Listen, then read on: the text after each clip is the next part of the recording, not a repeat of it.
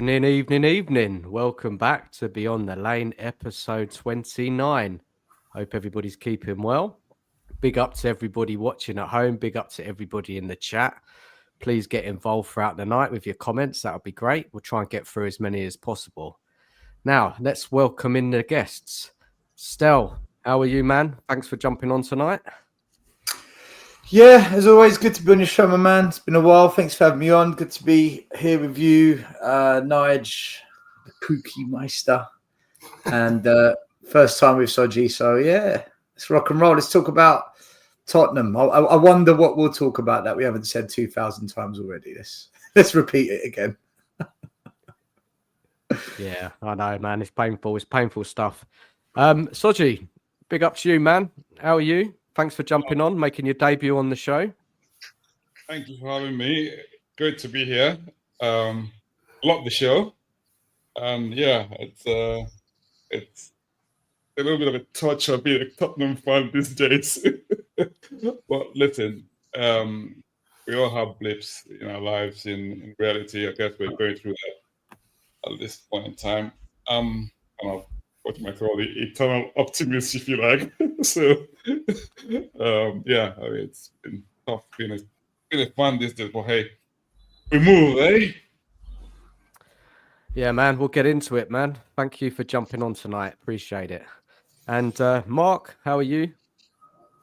Yeah, big up, Dan. Big up, everyone on the panel. Nige, Stel, Soji. Thanks for inviting me on. Lovely to be here. And let's talk a bit of Tottenham, as Stel says and as Soji says. Let's get into it. Cheers, Mark. And Nige, how are you, buddy? I'm good, mate. Big up, Stel. Big up, Soji. Big up, the Cookmeister. Big up, Dan. And as everyone in the chat has already said, peace and love, man. Peace and love. Peace and love. So, guys, please, if you haven't subscribed, please subscribe to myself, Nige, Stel, Soji, and Mark. We'll put the links in the chat throughout the night. If you could subscribe to us all, if you haven't already, much appreciated. So tonight we'll be talking about that Wolves mess. We'll be discussing the second leg of the Frankfurt match on Thursday. And then we kind of really need to look ahead, you know, what's going to happen in the summer. You know, what we want as fans, manager-wise, changes in the recruitment, players, etc. So let's have a cracking show tonight, guys, and get into it all. But before we do, let's say hello to a few people in the chat and see who's here. Big up, Sheriff. Evening to you. Hope you're well. Big up, Mark and Jout. Hope you're good, man. Big up to Totspur. Big up to you. Hope you're well. Big up, Tom. Big up, Henry Fong TV. Big up, CEM. Big up, Scott M. Big up, it's me. Evening to you. Big up, everyone, and welcome to the final week of the ANGE era. What a shit show it's been. Yeah, certainly has. Mark saying, Stel, bloody legend. Big up, guests. Big up, Mark. Beyond the Stel.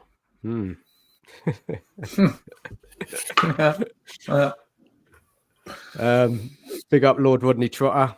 Peace and love all. Nige on the piss, mate. You drinking tonight, mate? Just one can. You know, just one. It's a weeknight, so. Big up, Terry. Hope you're well. Big up, Show Me Lights. Peace and love all. Big up, David Clark.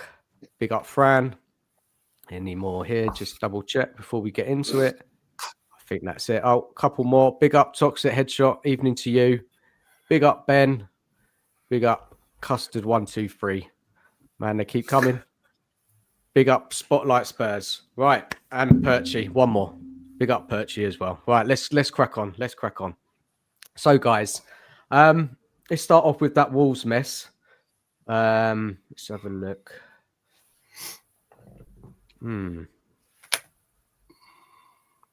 So Shoji, let's go to you first on this one. What did you think of that performance when you were watching it, man? What did you make of it all? Oh, unfortunately, I didn't see the match. I saw a few highlights and plenty of comments. How the game went. I mean, I think so.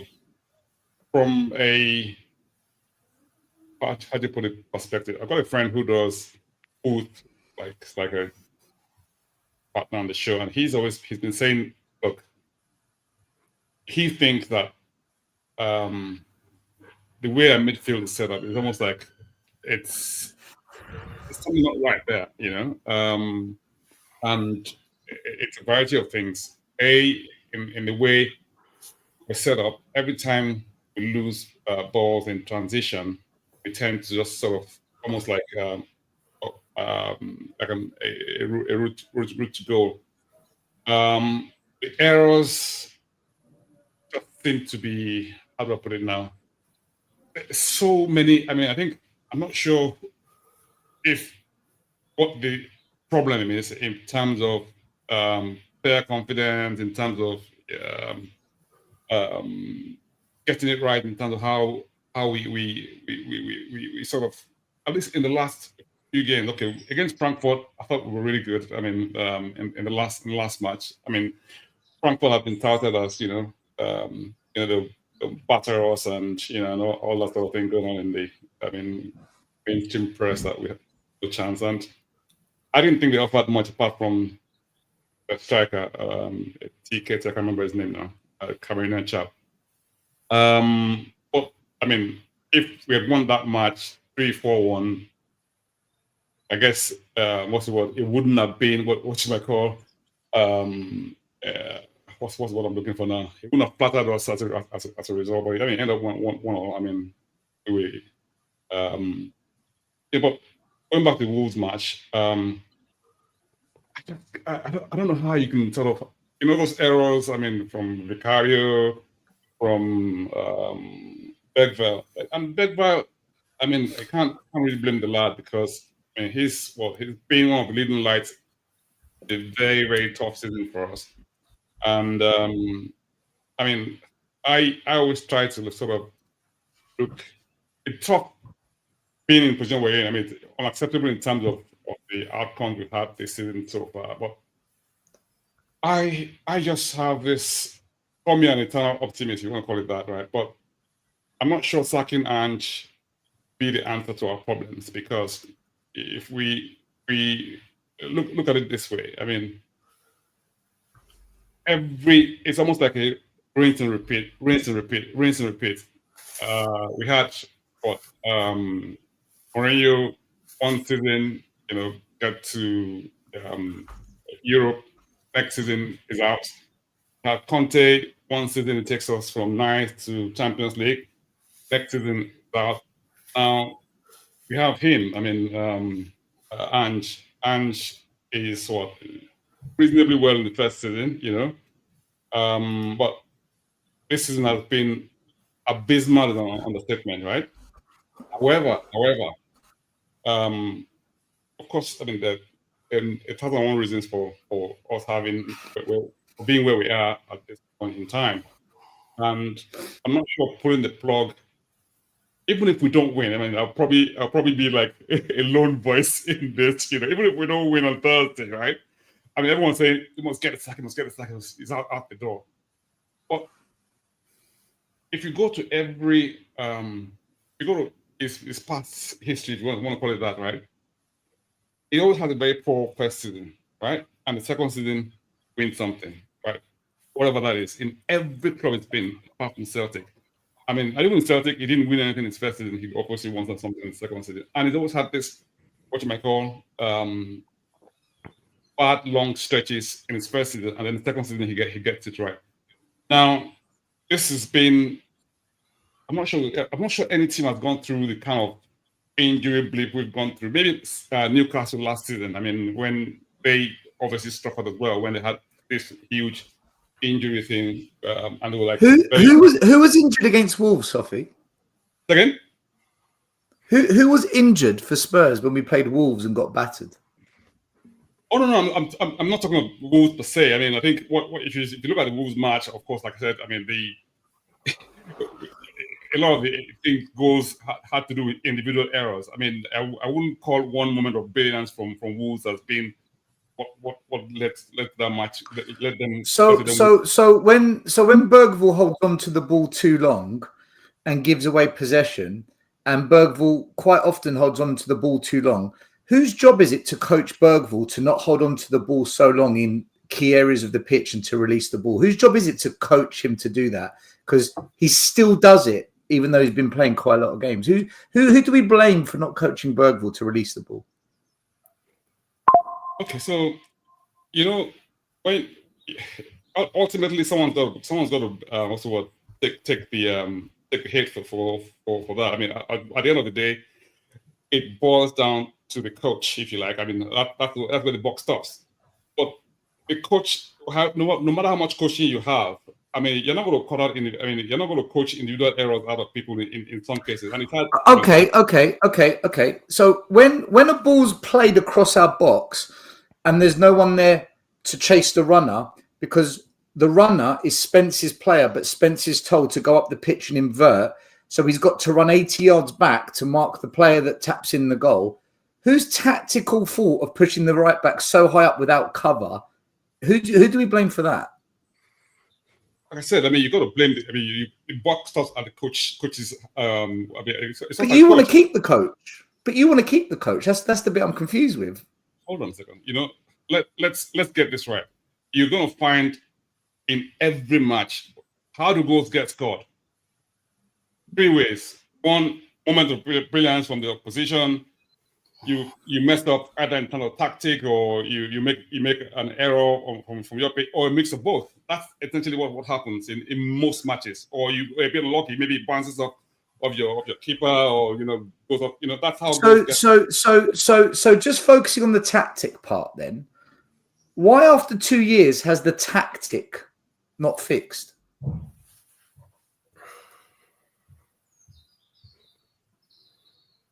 Take your time. Okay, sorry, I didn't hear that. Sorry.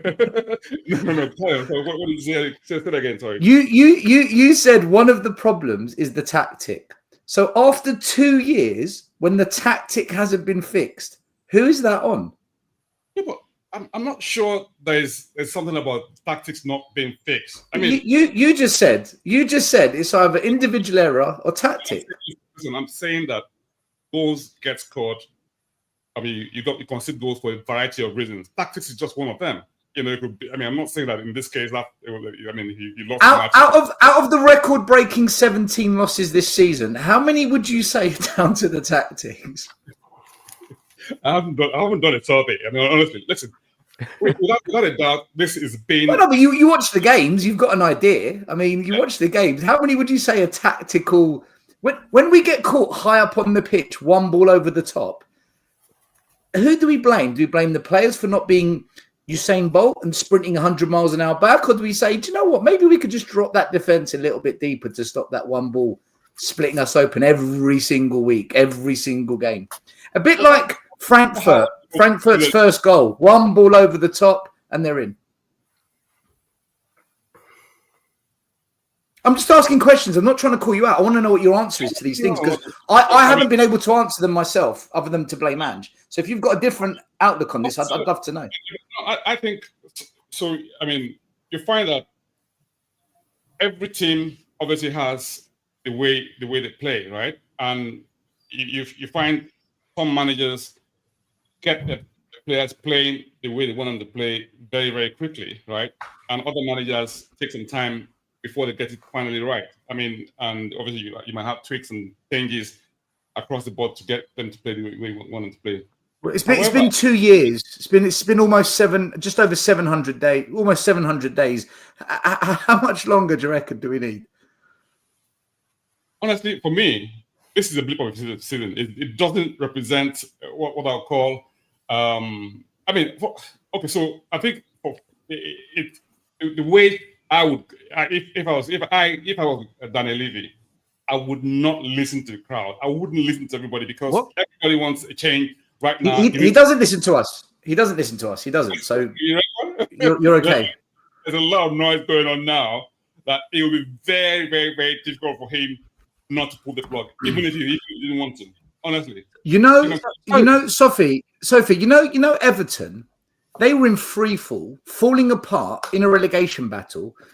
They changed the manager, no players were changed, and now Everton are above us.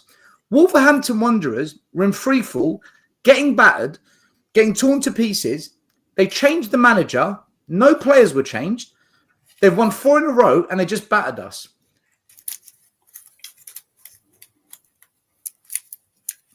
So why should we keep hands when we lose every single week or every second game? Is there not enough? Is there not enough evidence to suggest when you're in complete free fall, and players are all now making individual errors? Is there not a point where you got to change the manager? Is there not a point where that comes?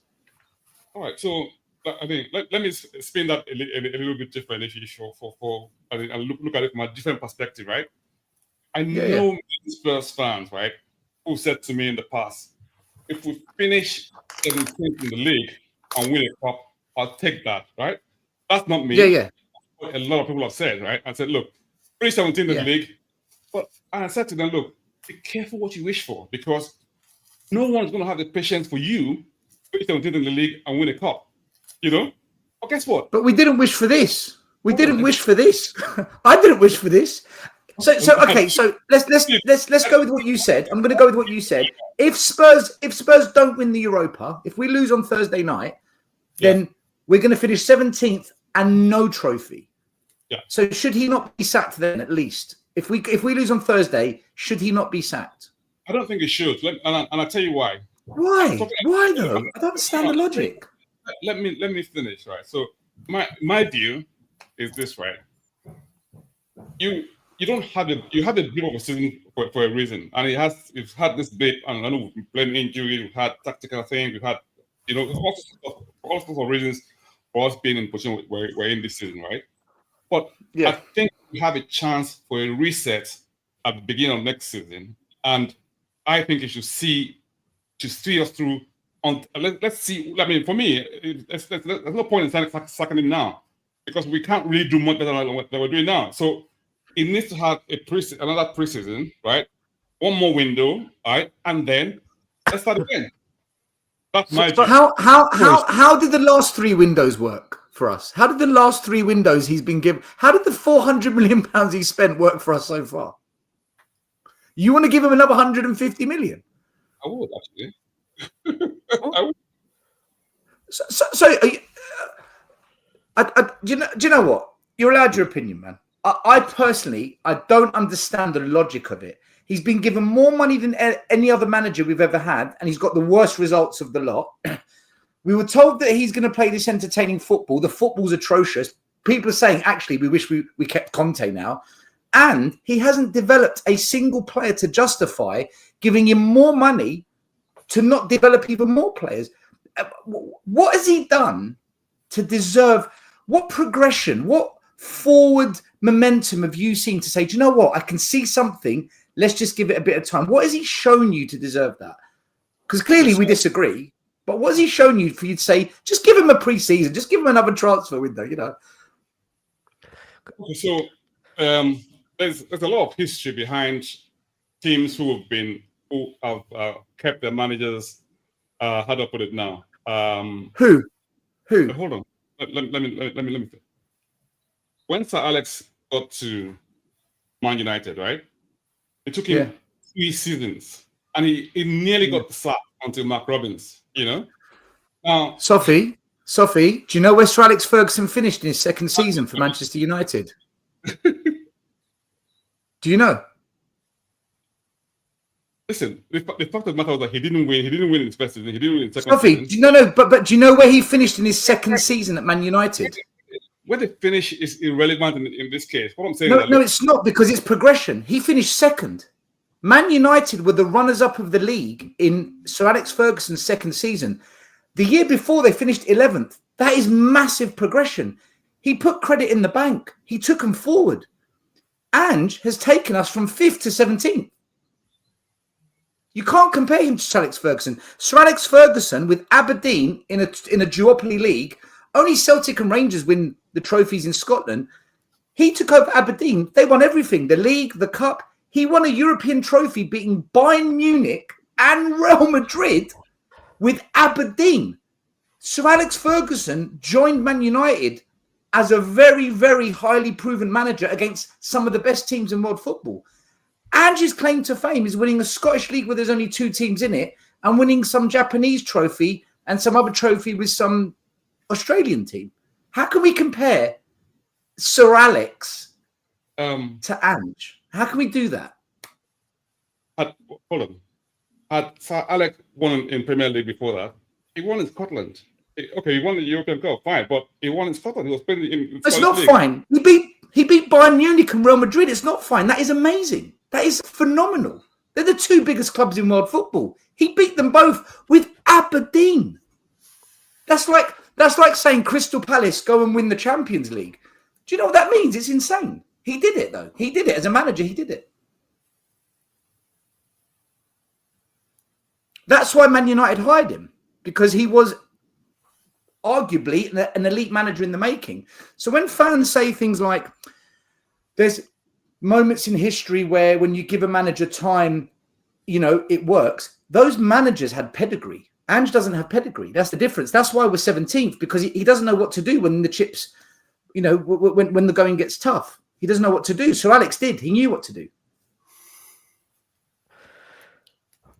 Right, Stell. Let's bring in Mark and move this on, and we'll go back to Alex Ferguson. Mark. Now, Ange said after the game that we performed okay, right?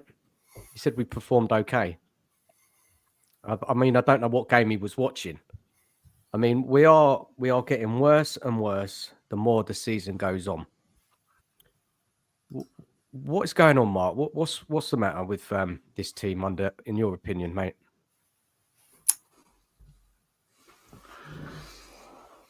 Well, the manager's the problem as far as on the pitch is concerned, right? That's obviously, to our own eyes, we can see that. We know there's mass problems in the club at all different levels, right? But if we're talking about football, what a shit show that was on Sunday. I mean, I can't bring the pictures up, but we've all seen the pictures of the various moments during the game where we was 4-on-2 again. Centre forwards running into penalty areas with 20 yards round them. I mean, there's only one person that's setting that up, and that's the manager. Now, I don't know what I can say that hasn't already been said, but to me, now we are getting to the point of high incompetency that needs to be nipped in the bud by the hierarchy above, and should have been, in my opinion, a long time ago. Now, I sat and watched the game on Sunday, and I had Sava's watch along in my ear roll at the same time. And I think it was just beyond belief to everyone what was going on the pitch. I mean, I've got an instance that I can tell you. I don't know if any of you have seen this. Now, there was one instance where, I don't know if you remember, Basuma and Maddison were not messing about, but interchanging with the ball. And Basuma had that shot from about 25 yards, 20 yards, just outside the box, and the keeper parried it away. If you watched, as that progressed, there was 4 or 5 more passes after Maddison had finished what he was doing with Basuma. Who do you think ended up as our centre half? Why all that was going on? James Maddison. James Maddison was the one who jogged back because there was no one at centre half in case that ball broke down. I had to watch it a couple of times to see if I was seeing right. You know, how can that be right? How is our attacking midfielder going back towards the centre spot and ends up there when we're attacking? Please tell me, because to me that is beyond logic. The same as whether you're having a bad game or not, your front three are doing nothing and taking off your attacking midfielder in the 77th minute when you need a goal. To me, that's just like the manager's watching a different game to everyone else. That's just an instance. You know, the marking was shambolic. And to be quite honest with you, I don't mind, I'll say it now. There were certain players on that pitch, certain senior players on that pitch that weren't giving it their all. I'll tell you that now, because I was shocked. I was really shocked because, again, Wolves didn't really have to do a lot to beat us. It weren't like they were so impressive. You know, all 4 goals were from mistakes. Fine, right? You know, I can't say it happens 4 times in one game regularly every week, but it's happened. So we can put that on mistakes. But when you watch the breakdown of the goals after that, it's shocking. It's under 10 defending. It's just ridiculous. You know, we come up with the saying, square pegs in round holes. There was another instance. There was a photo frame of a picture that I've seen. And do you know there were 7 Tottenham Hotspur players in that picture and not one of them was in their correct position. They was all inverted into this, you know, defenders in midfield, midfielders in defence. I just don't get it. I don't see why we can't just go back to playing football again. I just don't understand it. And please, anyone who does understand it, please help me out with it, because I just don't get it. I really don't get it. Yeah, I don't get why he's still in the job. Yeah, it was shocking. It was shocking. I think that was the first time Wolves have scored 4 goals since, I think, was it January 2019? And look who they do it against. It's crazy. Yeah. Now, Nige, the trouble is no one's really surprised about that result, are they? But did you think it would be that bad, that performance there? Because that was got to be one of the worst, isn't it, of the season? And there's been many. You know what? I feel like we say that every week. I feel like every single week we say, that's the worst performance I've seen Spurs play. And then the next week comes and we say exactly the same thing. I wasn't surprised. I expected maybe a little bit more fight, but I wasn't surprised by the result at all. And I mean, I'll keep it short and sweet. People talk about facts over feelings. The facts say that ANGE is our worst ever manager in history. Feelings tell me that because of ANGE, I feel numb to this club now. He has to go this week. He has to go. Well, yeah, if we get knocked out on Thursday, yeah, we're going to be talking about that a little bit later. Now, Stel, in your opinion, how and why have performances got so bad under ANGE? Now, the defending on Sunday was horrific. But that performance, it was just a carbon copy of ANGE's Spurs, right? This is what we've been doing all season.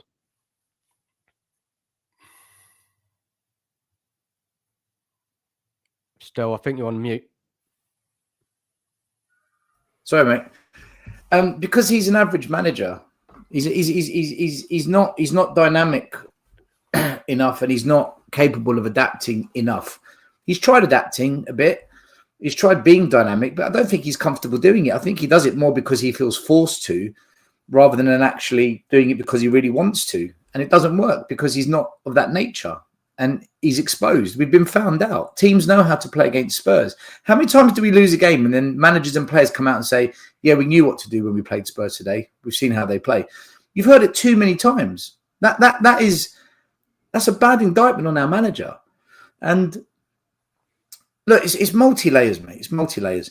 First of all, the fans need to hold themselves accountable because they come up with this these stupid little sayings that are just they're taglines, just some fake positivity bullshit to jump on. We can't keep sacking managers. We can't keep.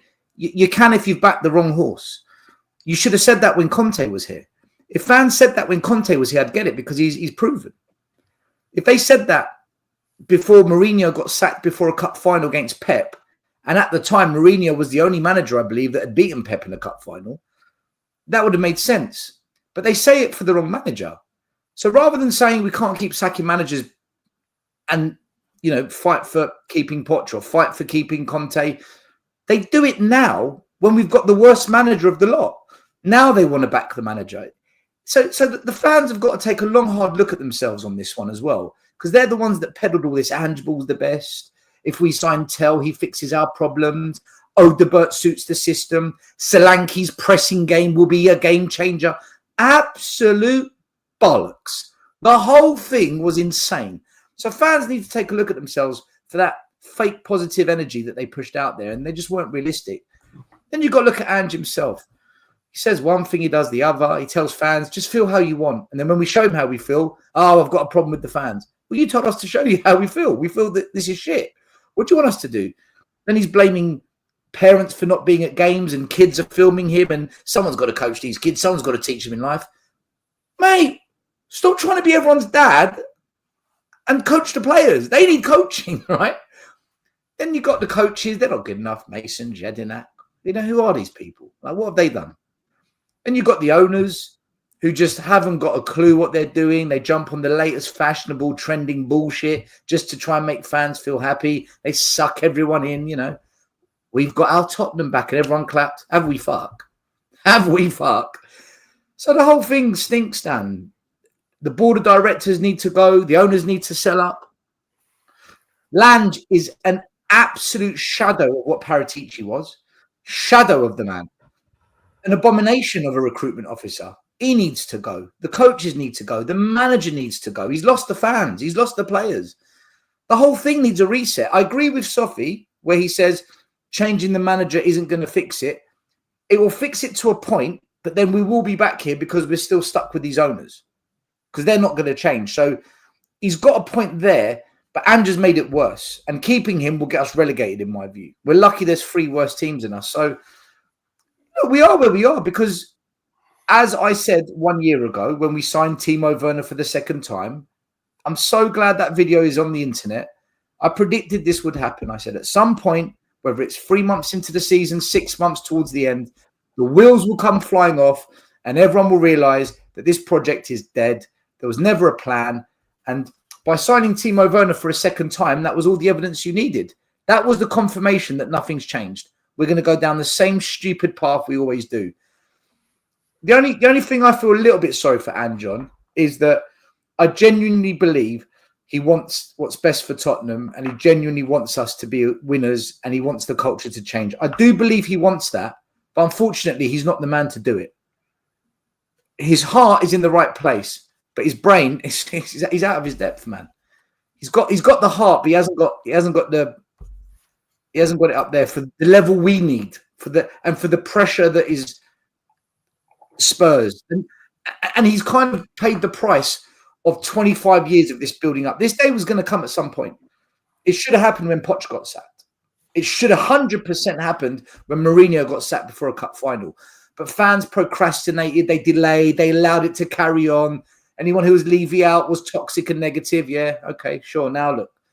So I feel a little bit sorry for him, but yeah, man, he's not the right manager. He's not. But it's not just him. There's so many issues, Dan. And you see it on the pitch. Fans are fucking arguing with each other. Players look rejected. The manager looks out of his depth. The chairman, he's a coward, an absolute coward of a chairman. Why is Mason still at the club? What has Mason ever done? It's a sympathy vote because he got a head injury. Oh, because he had an injury in his life. Let's just keep him at the club so we can fail a bit more. All of it, Dan. Fans, coaches, managers. Fuck it. Blame the sponsors. AIA. I don't want red on the kit. I fucking blame them as well. It makes us feel negative. Every time I see red on the kit, I feel shit about my club. I blame the sponsors as well. I don't want red on the kit. But still, and everybody on the panel, did you really think it would be this awful? I didn't predict this bad myself. I mean, what? Oh, what do you think? I said the wheels would come off. The videos on Real Time TV. I said the wheels are gonna.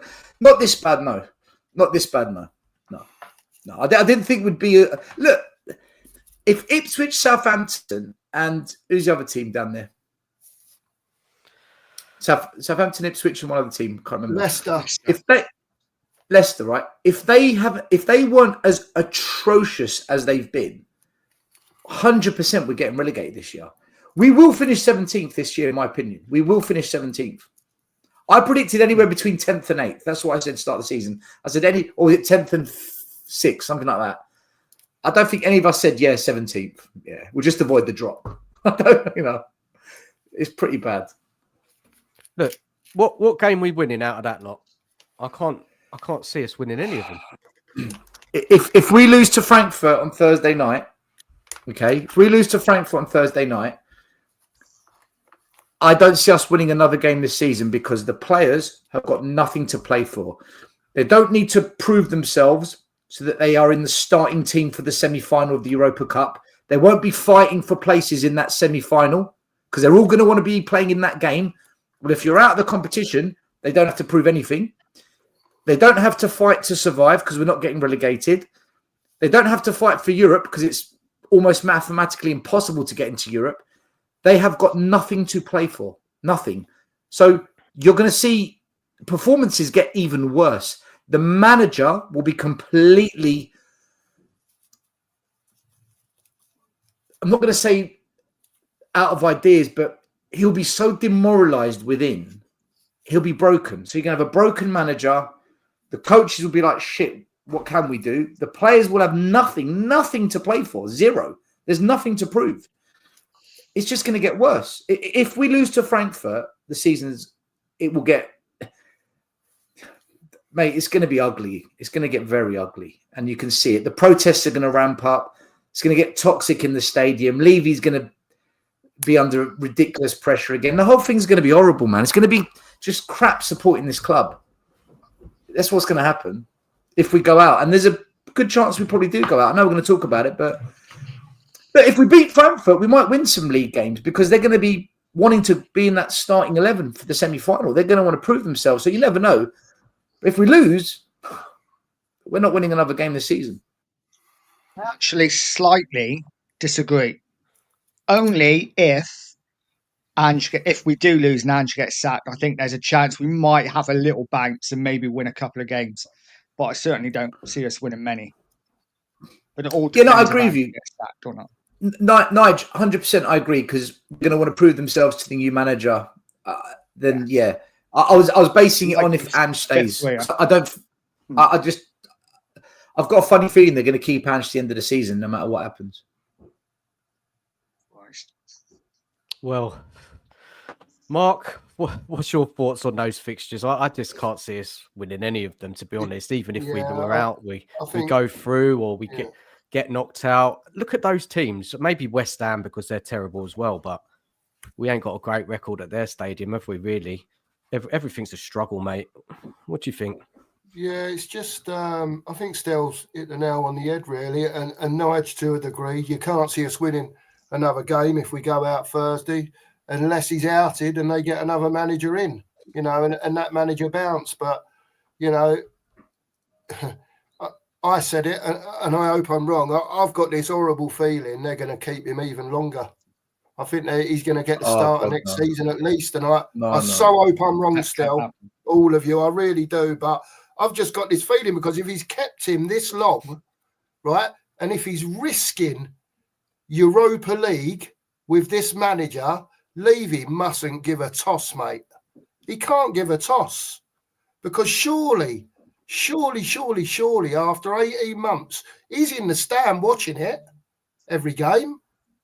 He must be aware of the stats. You're not telling me he's not, and it's just so poor.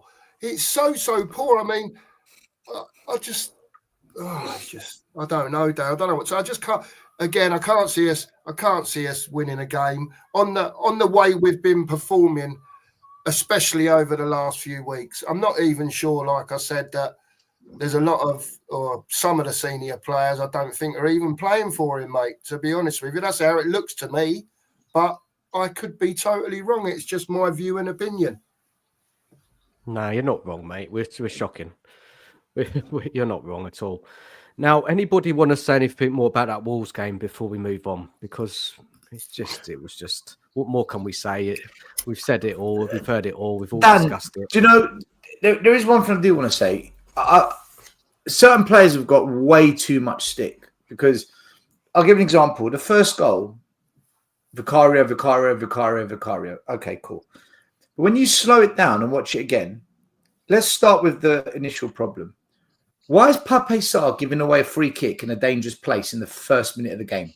Why can't I just stand his ground and jockey? Right? That's the first thing. So Pape Sarr's to blame for giving away a free kick in a dangerous area. Then, yeah, Vicario should be catching it or parrying it wide. He punches it into a dangerous area. But why is there 2 Wolves players standing on the edge of the box unmarked? We had 8 Spurs players defending against 5 Wolves players. So we got 3 spare men in a defensive line. What, 1 or 2 of them can't go out and mark the players on the edge of the box? So that's the third problem. So you've got Sarr, you've got Vicario, you've got no defenders edge of the box. And then you've got Ben Davies in the way of Vicario when he's trying to save it. So I look at it and I think, we've all blamed Vicario, and he deserves blame. He does.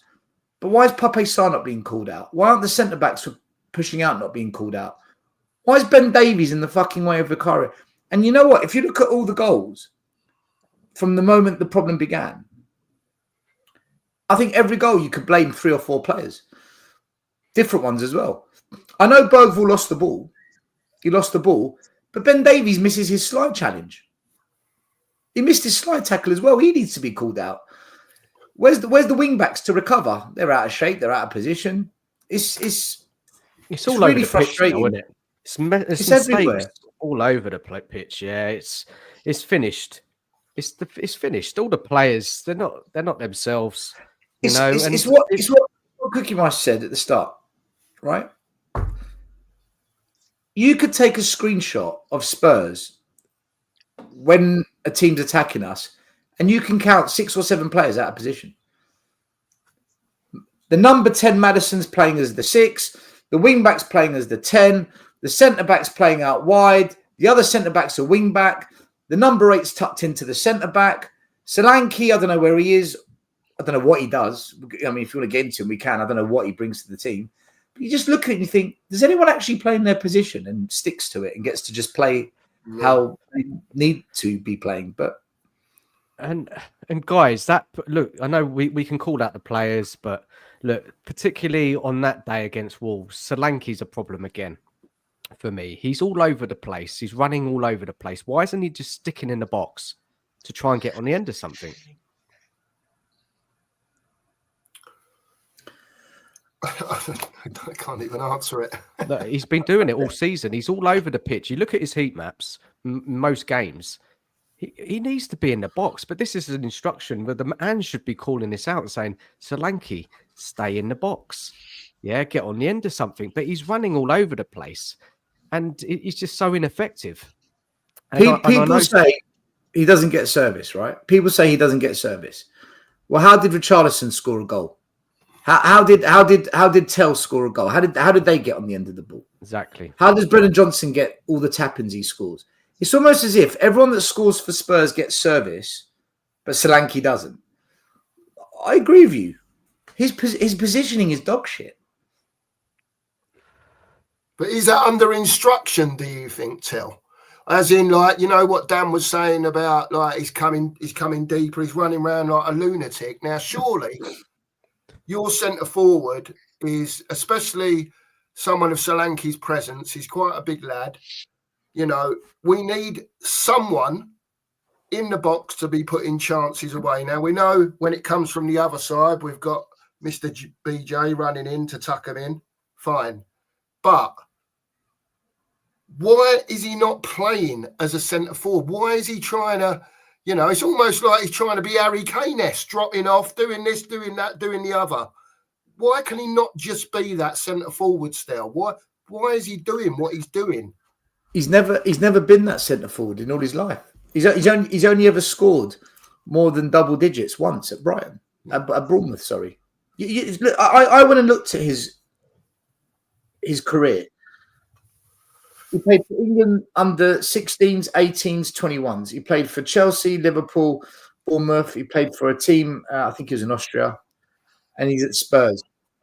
He's never, ever, ever been more than average, other than that 1 year at Bournemouth. And in the air, he's not good in the air. Out of the 36 Premier League goals he's ever scored, only 6 were headers. Only 18% of his goals come from headers.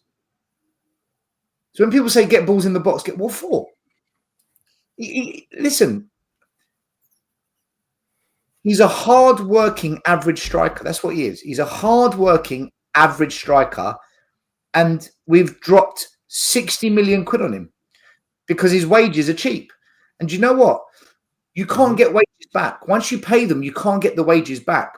But you can sell a player on and get some money back. So Spurs would rather spend more money on transfer fees than wages. Well, like anything in life, if you pay for cheap staff, you're going to get, pretty basic skills. And that's what we've got with Solanke. Listen, we tried to replace the Brazilian Richarlison with the English version, but Richarlison's better. His stats are better. But Richarlison has scored more goals than Solanke per game ratio. Yeah. Richarlison's average per season is like 13 goals, 14 goals, something like that. Solanke isn't that. I think Solanke's nicer on the ball. He's a more tidier player. But I don't know. I'm a bit old-fashioned. If you sign a striker, I think the number one thing you should be measured on is goals. Otherwise, don't call him a striker. Call him a midfielder. Call him a winger. Call him a playmaker. Call him someone that links up the play. I don't know. But if you're a striker, your job is to strike the ball and put it in the back of the net, surely. Yeah. Do you remember still when you came on the show the first time? I can't remember exactly when, but there was a massive hype about Solanke. And you were like, like, come on, let's see. And we're near the end of the season now. And what's that? 7 Premier League goals? Yeah. Look, Dan. Some of us that said, "Can we all calm down and just see what happens? Can we all still get carried away with every signing we make and just see what happens?" Because a lot of us for the last 3, 4, 5 years have said these transfer windows are very underwhelming. Is this what we really need? Is this going to fix the problem? We were expecting big things. We were told this game-changing stadium. And we're gonna be much more better positioned than the other clubs because we've got the best FFP and the best PSR. We positioned ourselves so that it won't impact us. All these new financial league and FIFA regulations, and the money we're going to make is going to really push us on. And none of the transfers have suggested that. Yeah, we spend more money, but look what we spend it on. And we said it. These are the things we said.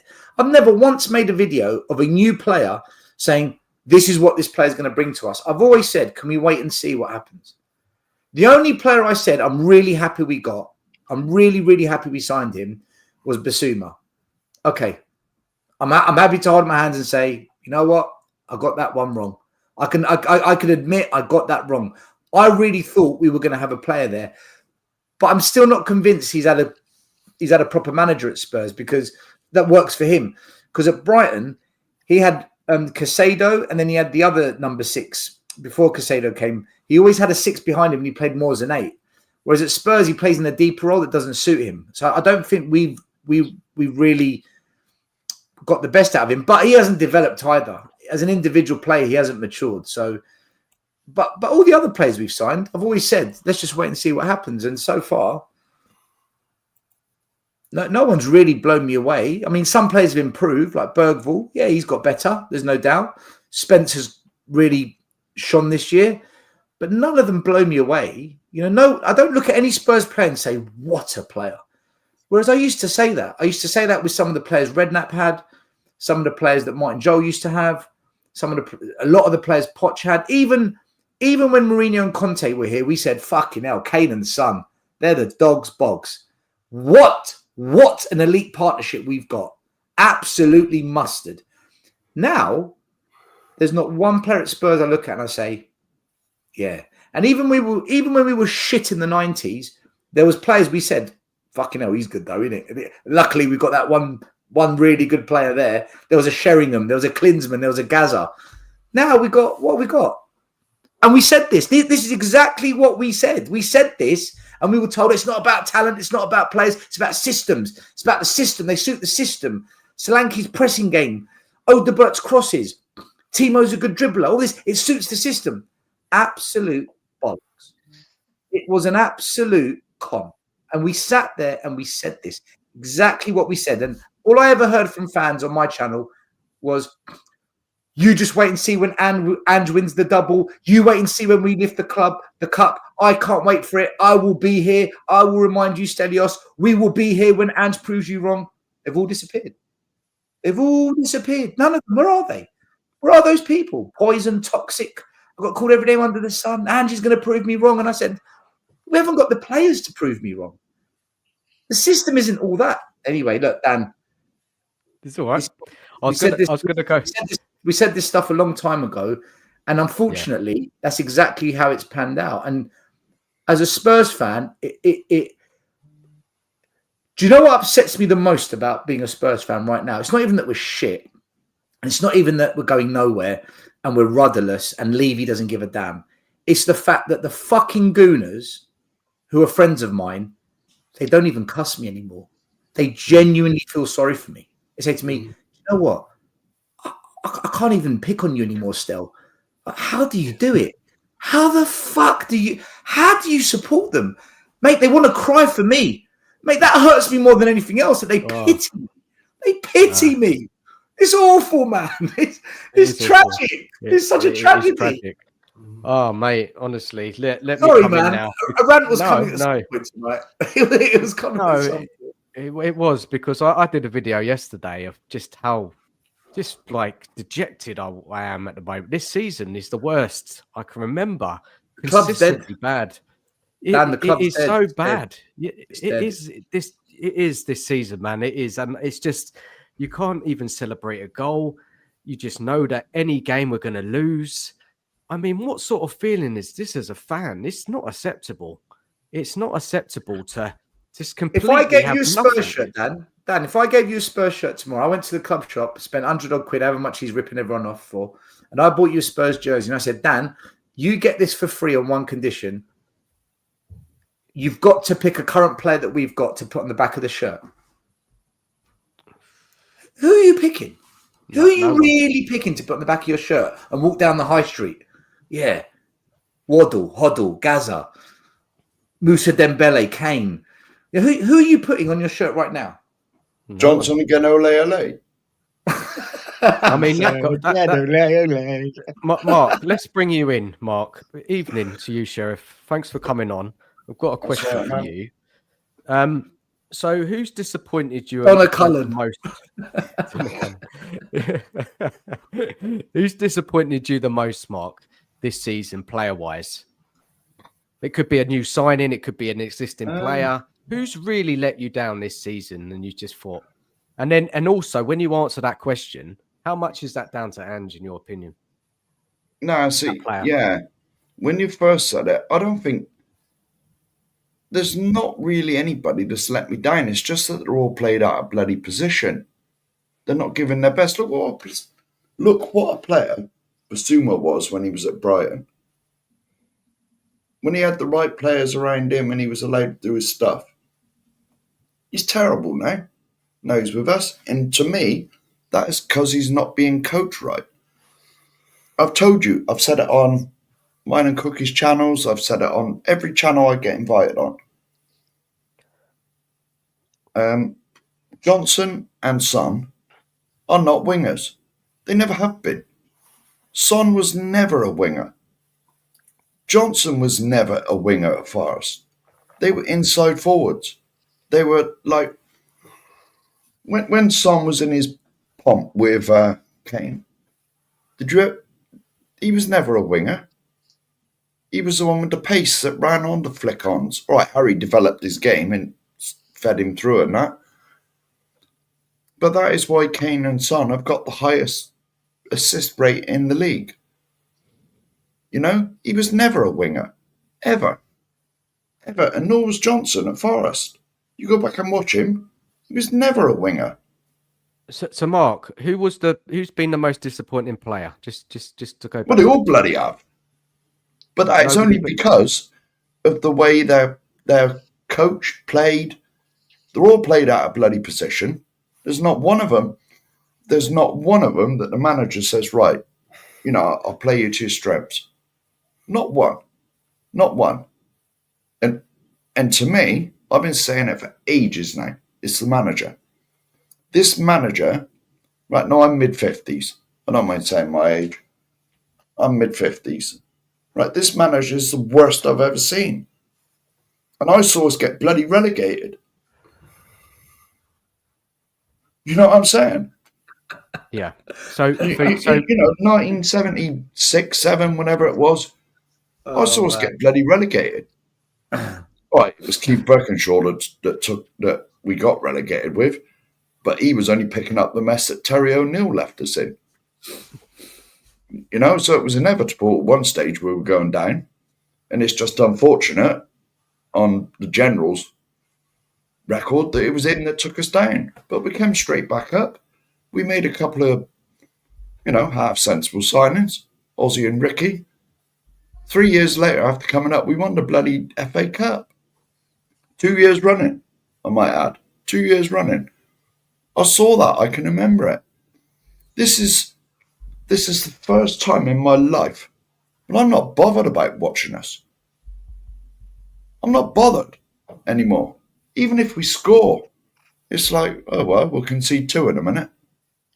Mark, remember when we left the other week to get the train back and we walked past White Hart Lane and the game was still going on? We couldn't hear a pin drop, could we? There was nothing. It was silence. We heard the referee's whistle more than we heard any fans. We walked from the Coach and Horses to White Hart Lane train station. We heard the referee's whistle, and there was a cheer at one stage because I said, "You, someone scored," you know, and we looked on our phones, you know. But like, honestly, I've been to the lane when I was a kid, the old White Hart Lane, and it's been banging in there, absolutely banging. The noise. Well, put it this way.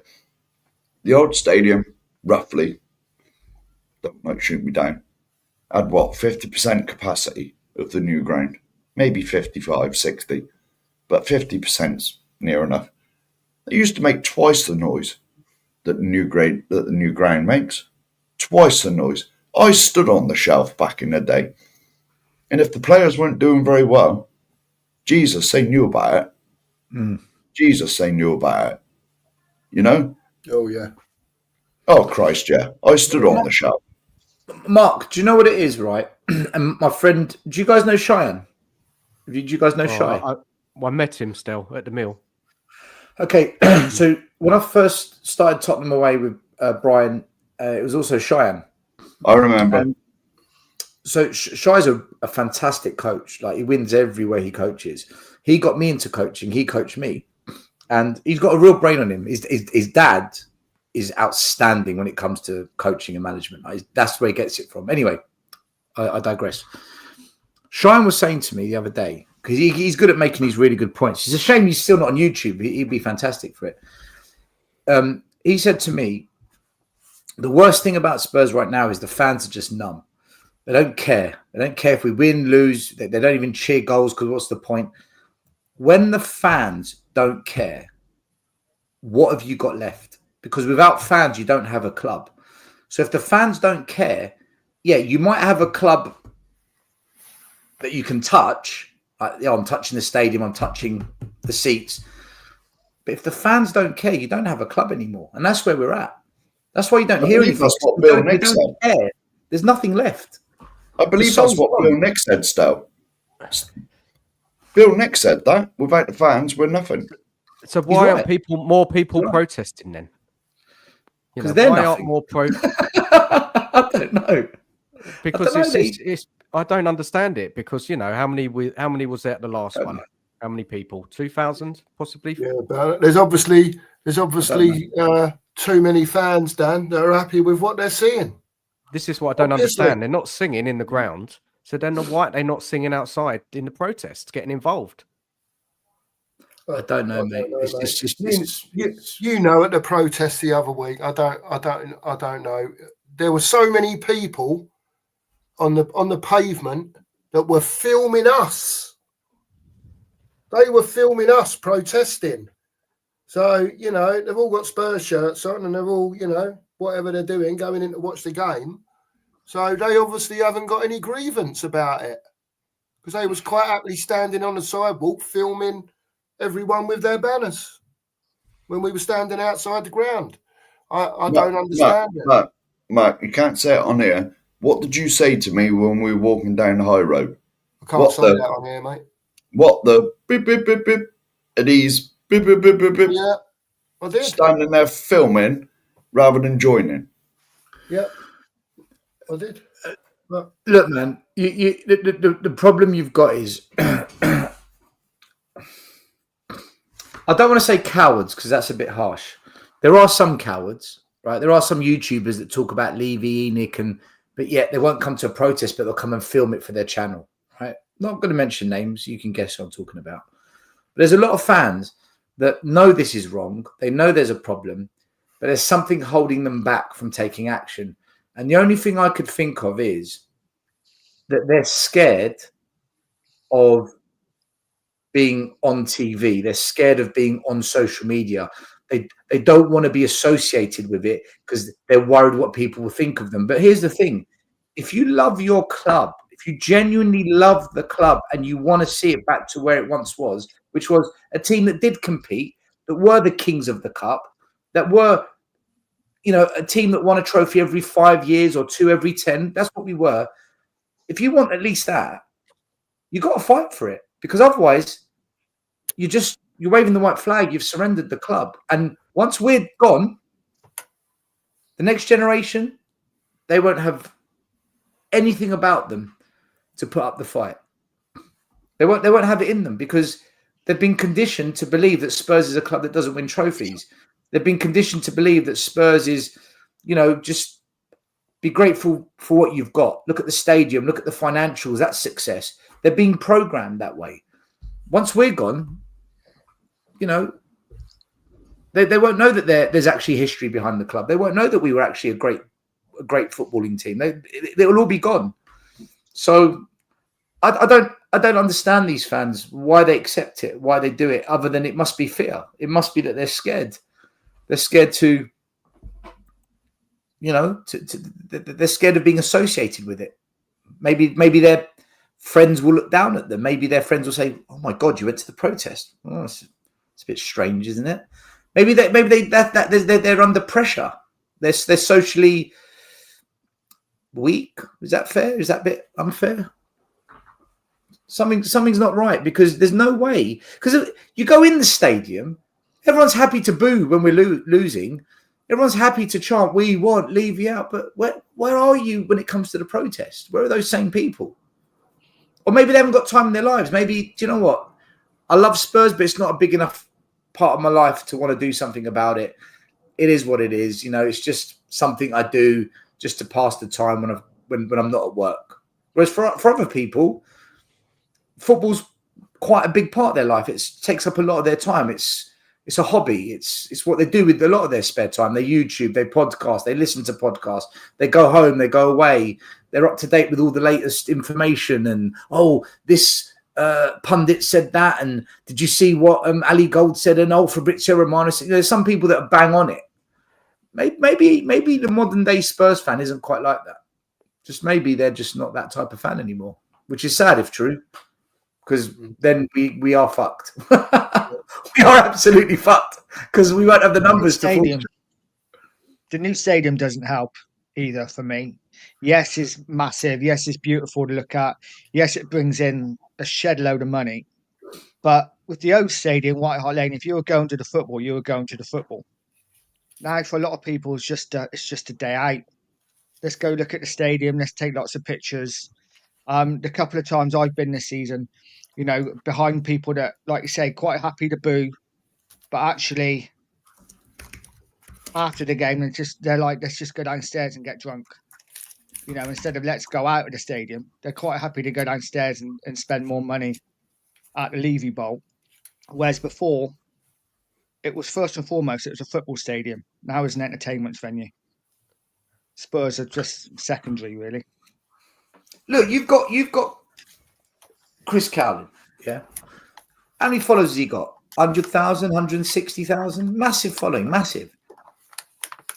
He should be pumping out promotions for the protest. He should be saying, get down there, get involved. We can't keep going on like this. And he should be mixing it with us and getting all his followers on board, and we can get some real numbers. Look, what one guy I've had back and forth with in the past because he never did it, and I always called him out on it, and I always said to him, mate, this isn't on. You can't keep doing this. You can't keep moaning and not taking action. And for years and years, I kept banging the drum, and, you know, we had a bit of back and forth. But credit to him. Credit to him. Ricky Sachs has been to the last two protests. He's been promoting it on his platform, on his podcast. He's been really trying to push it. And he's at that point where he said, you know what? We've got to do something. See his interview on Sky Style. He said everything I've been saying for years, but I'm happy he said it because it puts it into the public domain now. So it's excellent that he said it. It's excellent. But we need the Chris Cowlins to do that. We need the Fighting Cock. You know, these people go on Talk Sport and Sky Sports regular. The Spurs representation that we've got on Sky Sports, on Talk Sport, the regulars, they're not doing it. They're not doing it. They're not promoting the protest. They're not putting their heart and their passion when they deliver the message of enough is enough. They just say, well, you know what? There's a divide at the club. Some understand that Levy's done a great job. Others aren't happy with it. Get off the fence. Stop being a fake pundit. You're a Spurs fan and fight for change. But they don't do it. Cowlin hasn't got the cojones. Flav hasn't got the cojones. At least Ricky Sachs said, you know what? I've got some cojones. Fair play to him, man. Fair play to the guy. We need everyone doing that. At the moment, we don't have it. We don't have that. It's difficult. It's really difficult. If this was Man United, Arsenal, Chelsea, the whole fan base would be united. All the Man United platforms get to the Glazers out protest. Everyone get down there and let's tear this a new one. Enough's enough. We've got a lot of channels. They won't touch it, man. They think we're extreme. They think we're harsh to want some kind of change at the top because they think that no, the owners they can still get it right. When? It's been 25 years. We're drifting further away. Villa are ahead of us. Bournemouth are ahead of us. Fulham are ahead of us. Forest. Mate, we're being overtaken left, right, and centre. We're not going to be in Europe as well. No, there's no Europe if we don't. Yeah, if you remember, Stel, all those teams you just mentioned, they were in the Championship a few years ago. You know what I'm saying? It's not that long ago. It's unacceptable, man. And we pay the highest prices. Yeah. But this Chris Cowlin, man, he's the one for me, which I just don't understand. Like when I went on to his show and questioned him about why doesn't he challenge, he didn't have an answer. And it was easier for him to kick me off, you know, than answer the question. Like he's doing it because he gets the special access. He's probably worried that if he starts getting involved with the protests and, you know, being seen to push it, that he will lose all that access. But what's more important, the club doing well or him getting behind the scenes access? Guys. He does videos after we lose. I'm frustrated. I'm really frustrated. You know, it's really becoming tiresome. Stop moaning then. You moan about the problem, but you do nothing about the problem. And he's been moaning for 5 years. It's not just him. There's others. You've got the Ben Bowmans, the Mitches, all the regulars, the Sunny Talk Spurs, all the regulars. Anyone who's a Spurs fan, who's on Talks. By the way, I don't think any of these people are horrible people, by the way. I don't think they're like, you know, they're assholes, they're bastards. No, they're probably decent people. If you sat down, had a beer with them, I bet you could have a good chat. But when it comes to Spurs and them not being on board with wanting change, I just don't understand where they're going with it. And they are the only ones who get the regular gigs on TalkSport and Sky Sports. So just maybe they've become media puppets. They're part of a media cartel. And they're, just like Ange has got to say all the right things. Maybe they've been trained and coached that way as well. And that's how they get the gigs. Because, if any of us here were invited on Talk Sport or Sky Sports, we're going to blow it up. We're going to say exactly as it is. And maybe they just don't want that. Maybe that's not what they want. So do you call it a sellout? Do you call it, or do they really think that Levy isn't the problem and that, Levy should stay a bit longer? Or maybe, but if they do, what are they basing it on? Because it's getting worse. Like, look, we get rid of Ange, new guy comes in. We know in 18 months' time we're going to be in trouble again. We know it. Because he's not going to get the players. He's not going to get the backing. Backing isn't money spent. It's the quality of players. We know that the next guy at some point won't be able to push us more than top 4. That'll be his limit. We'll be back here again because we won't be happy with top 4. Like, we've seen top 4. I don't want top 4. I want us to get into finals and win them. But it's just us. It's us and a couple of other channels that fight for it. But still, some of these names, what you just mentioned, some of them are like following the wind. Do you know what I mean? Suddenly, they changed their opinion, just like at a drop of a hat. When we've been calling this stuff out for so long, but because it's like the in thing to do now, they follow suit. Yeah, that's what it looks like to me. It's crazy. Listen, man, look, we do our bit, we try our best, and we keep doing what we do. Don't ever give up, and hopefully the wind changes and they join, and we get enough people to force change at the club. And until that day, look, get rid of Ange. Next manager comes in, I'm all for it. He's got to go. Ange isn't the right guy. Next manager gets a better tune out of them. We get back into Champions League, maybe get to a semi-final. But until we start signing players better than Odebert and Tell and Sarr and Danzo, we're not winning jack shit. We're not winning anything, man. We need more than that. Look, and that's if we keep our best players next season. Let's see who stays. Let's see who stays. Don't forget as well. This is what the game-changing stadium was meant to do. Yeah, we were promised that we'd sign. It was all a lie. It was all a lie. It was all to make money. Guys, we're going to talk about the future at the end, but so let's save that for now. Let's go on to the Frankfurt game, right? Let's talk about that because it's the last roll of the dice for Ange, isn't it, this season and this team? I mean, going back to the game last week, I was disappointed. I just felt that we could have done so much more. I didn't think Frankfurt were great. I think we could have won that game, but when the game started, we just didn't have the oomph. Like when you think back at past managers managing our club, we would really have a go, right? Like some Redknapp, Poch, there'll be attack after attack, peppering the goal. We didn't see any of that. And we saw a little bit of it in the second half, but it's all too late. And then the game just petered off. Now, look, as I said, I don't think Frankfurt were amazing, but they had a game plan and they pulled it off. And now the game on Thursday is going to be a completely different match because Frankfurt are going to be on us from the start, pressing. They're good on the transition. I mean, the crowd is going to be loud. You think that Wolves game was a tough game. Going to Frankfurt, third in the German league, on the roll. I mean, it's going to be really tough. Now, guys, should we want to start off with what we think the team will be? Maybe predictive lineup for Thursday. Let me get up a lineup for you guys to have a look over and see if this is the team you would pick. And anybody can jump in and just say, I'd rather have this player playing. So let's get the lineup up on the screen for Thursday. Guys,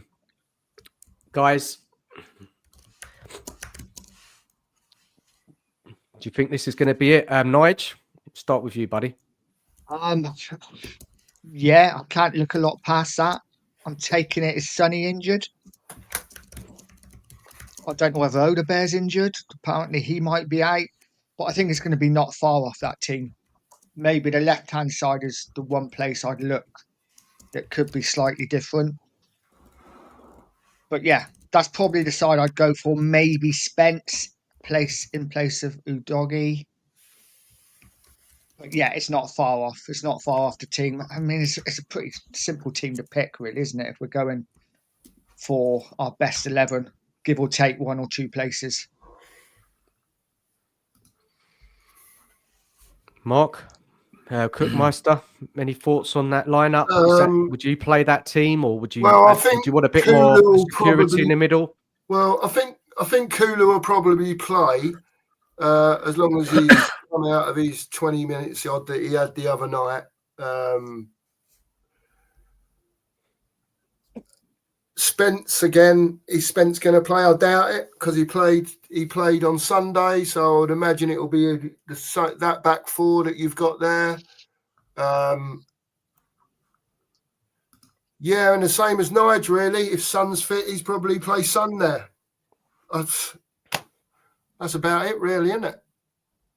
What you've got there, there'd be the 3, I would imagine. If any changes, there'll be Kuzelewski coming in, Son and Odibert, don't know, and if Spence plays for Udogi or Porro. But I can't see that happening personally.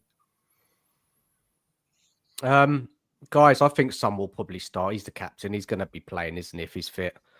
What do you think our approach should be on Thursday? I know Ange's approach never changes and it'll be the same old because he thinks that we outplayed them at home. So he's thinking, we can go and do it again at their ground, which is, this is why he's such a bad manager, Stel, what's the game plan? What do you think, how we should approach this game? Forget what Ange would do for a minute. What would you do?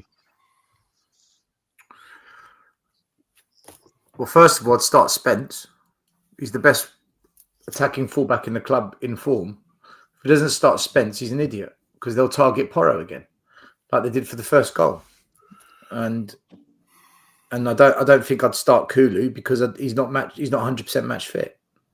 Maybe bring on Kulu 60 minutes to go, 45 to go. So I'd change the starting lineup. But again, we're guessing this is going to be it. I would, whatever happens, that atmosphere is going to be very hostile. They've only lost 3 games at home all season. They're gonna fancy their chances. So for me, do not concede in the first 15, 20 minutes. So just be a little bit pragmatic and play counter-attacking football. Don't overcommit and just keep that midfield tight. Don't let them get in behind with balls over the top because we push up high. Just the longer the game goes and it's 1-1, they will get more frustrated than us because they're the home team. Their fans will be the ones demanding the win more than us. We're going there just hoping, whether it's penalties, extra time, whatever it takes, we just want to go through. They're going to want this. They're going to want to, beat us 3-4-0 if they can. So just keep it tight. That's what I would do. Keep it tight. And as we grow in the game, then we can build it up. But we'll play a high line. We'll just go for it. We might create chances and put them in the bag. Or they might get in behind us and they take their chances. A bit like the first game. I think it'll be similar, by the way. I think they'll be better in one half and we'll be better in the other half. Which half will be better in, I don't know. First or second, we'll find out. I don't think they're going to batter us. But I don't think they're going to be quite how they were in the first leg. They came and they were quite defensive and well structured in that first leg, and I think they got what they wanted. They wanted to take something back home, whereas we really knew we had to win that. You've got to win your home leg, in my view, and I think a lot of us said we've got to win by a couple of goals, so we've got something to play with. So we're up against it. If Ange goes for it, he goes for it, which he will do. I would just keep it pragmatic for the first 15, 20. That's what I would like to do.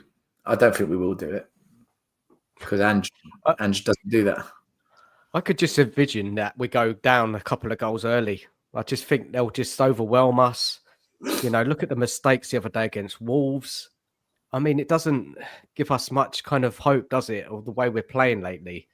I'm just really worried. I just think that they could storm out unless they, maybe they'll have an off day with their finishing. But I mean, we've got to do so much better performance-wise. Performance of the players, they have to really raise their game. They have to sit in a bit tight, get through the tough periods. Try and slow the game down, keep possession a bit. I don't know, man. I am really worried. Anybody else want to say anything about it? Nige, what's your thoughts? That's my concern. Sorry, Mark. That's my concern. Is like what you just said. Keeping possession. We can't keep possession. We're just not very good at it. We give the ball away a lot, and exactly what Mark Jones says here. I just hope we don't get embarrassed. That's my biggest concern. It could be like that. You think it could be like a 3-4-0? If we start badly and they score early, I think we're in for a long night. No. Look, for me, we've got a, which we haven't shown, right? And I said it before. I don't know if the team's got the bollocks to actually have the fight. That's what bothers me, because when I've been watching us, not just lately, but throughout the season, we don't seem to. It's not about leaders. Well, it is about leaders, but in general, we don't seem to be up for the fight. There's no one in there letting someone know they're about. Do you know what I mean? You just don't see it no more. It's almost like it's five-a-side. I know football's different now, and you can't get stuck in like you used to, but you can let players know that you're there. We don't even seem to do that. It's all this tippy-tappy stuff, and you get the odd one going, but we're not physical at all. I don't think so. And you're going to a place like Frankfurt away. I'm not saying go there, keep the shit out of them. But what I am saying is they have got some dangerous players, yeah? Romero's meant to be the hard man of the team. Why don't he go and have a whisper in a few ear holes? You know what I mean? It's just all part of the game. But it seems to have gone out of it now. And, we just seem so light when we go out on the field, and it's just, there's just no fight. There's no fight. And I want to see them fight as a collective. I don't want to see them fight as individuals. I want to see us go on the pitch as a collective and leave it all out there. So if you do get beat 1-0, you do go out on penalties, you do get beat in extra time, at least we can all sit here and go, well, we had a right go. Do you know what I mean? The first leg, apart from 6 minutes, we never had a go.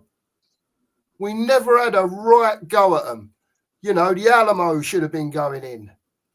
And it weren't. That 6 or 7 minutes should have been 20, 25 minutes, 30, 35 minutes of sieging them.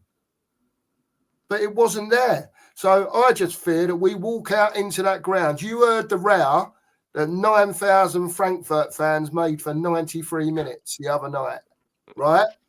Which I found, considering there was 50 whatever thousand of our fans in there, we were pretty much outsung all night. Now, the boot's on the other foot tomorrow night. There's 55,000 of theirs and 9,000 of ours, or whatever, right? And I've got no doubt our 9,000 fans that are out there will sing their hearts out. Got no doubt about that. But there's going to be 50-odd thousand Frankfurt fans making that row tomorrow night. And I just hope we don't go out there and go meek and sheep-like we did against Liverpool. That's what I worry about. But again, that's just my observation of it. Let's look at the Frankfurt team, right? This is the Frankfurt team likely to play. The young Turkish player's back. Don't know if you guys know him or remember him from, the international competitions. Uzan, does anyone know him? Yeah, good player. Yeah, so he'll be back. I mean, when you look at that team, is there anybody that you're kind of worried about on Thursday? Trapp won't play. He's injured, and one of their best players is Kunef. He's still out. He missed the first leg as well. So them two missing is quite good. Although their goalie had a good first leg for them, Santos. I think Götze and Ekitike, they're the two really we've got to worry about. Yeah. They're the two we've got to worry about. Yeah. Or do you think, guys, it's just like a collective? They're a collective team which just works well together, and on their day they can be really good, especially at home. I mean, is it more kind of that, or is it you have to really watch these two or three players there on that side? Simply well coached. Yeah, they have a lot. I don't know. Stell's the coach here, but I think when you watched them in the first leg, they had a lot of movement off the ball.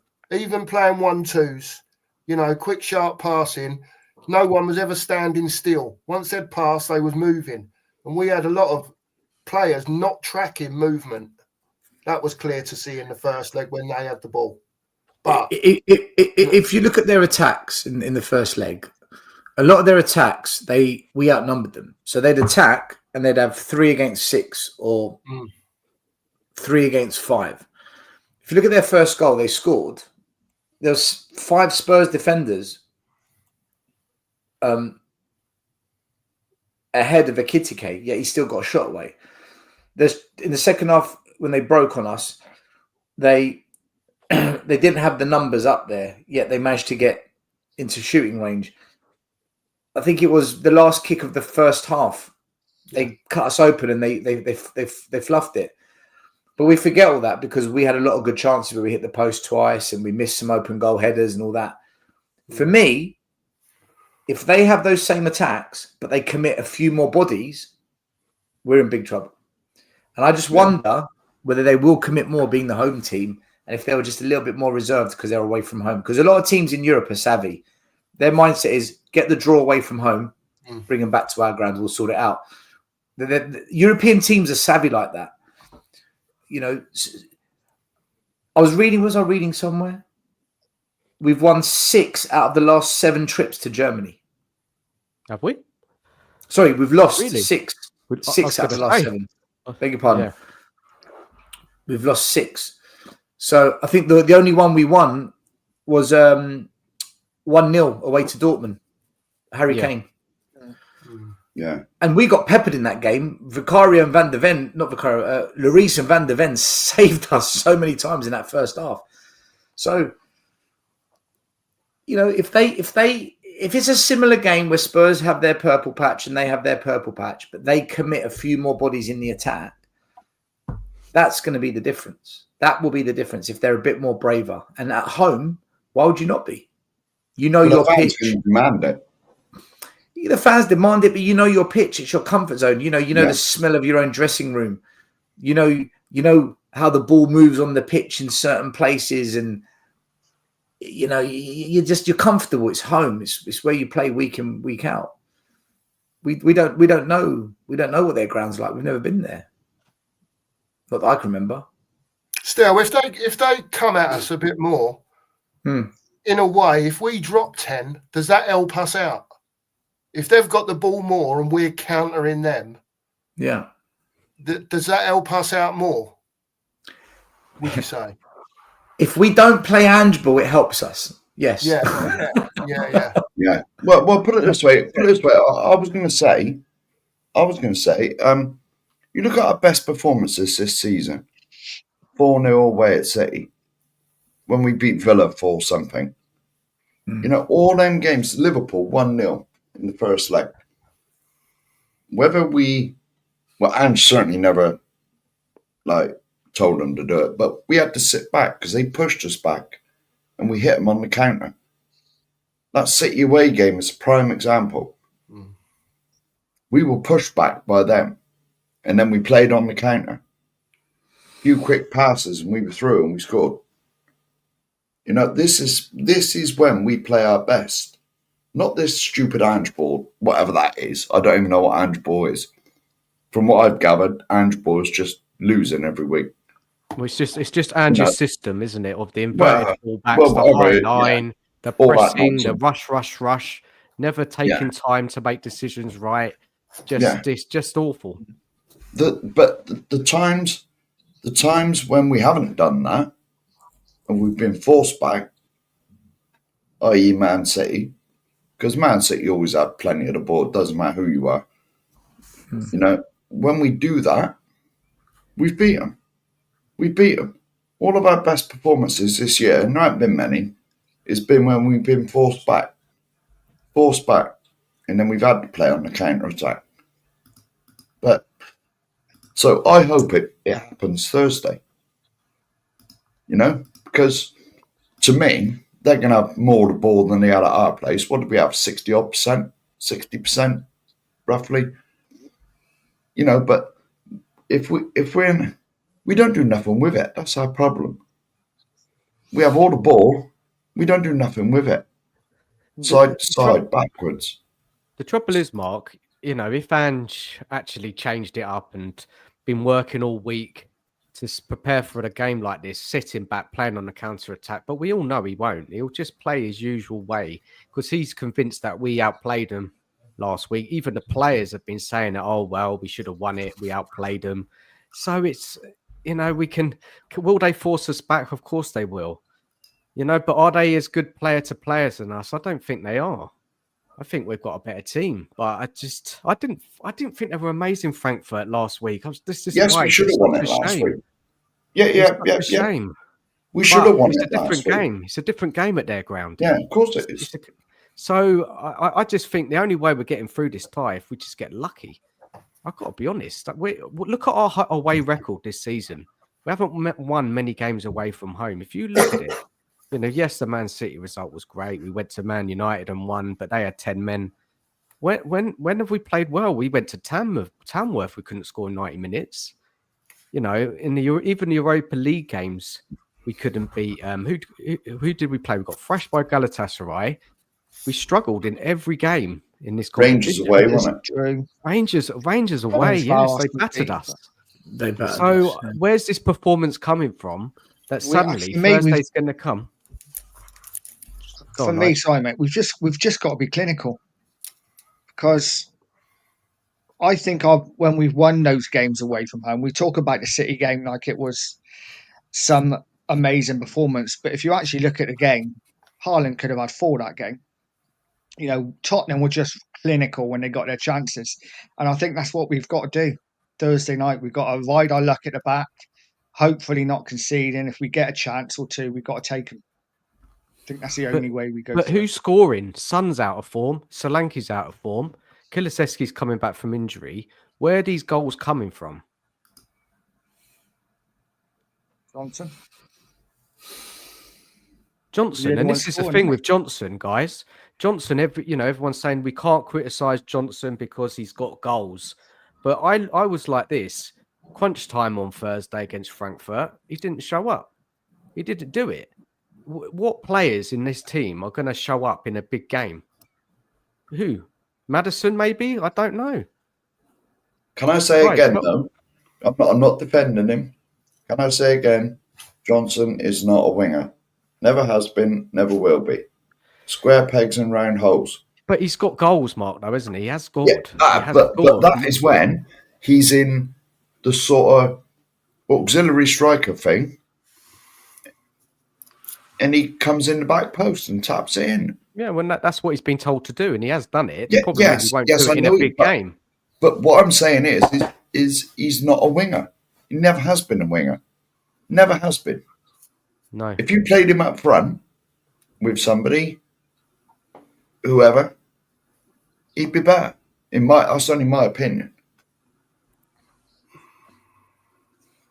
I don't know. I don't think he's good enough, to be honest. So, guys, what's your predictions on this game? Does anybody want to make a prediction on it? Nige, go with you first, mate. I'm going to be negative and say I think we're going to lose. I think it will be by maybe the odd goal, 2-1. Okay. Mark, Cookmeister.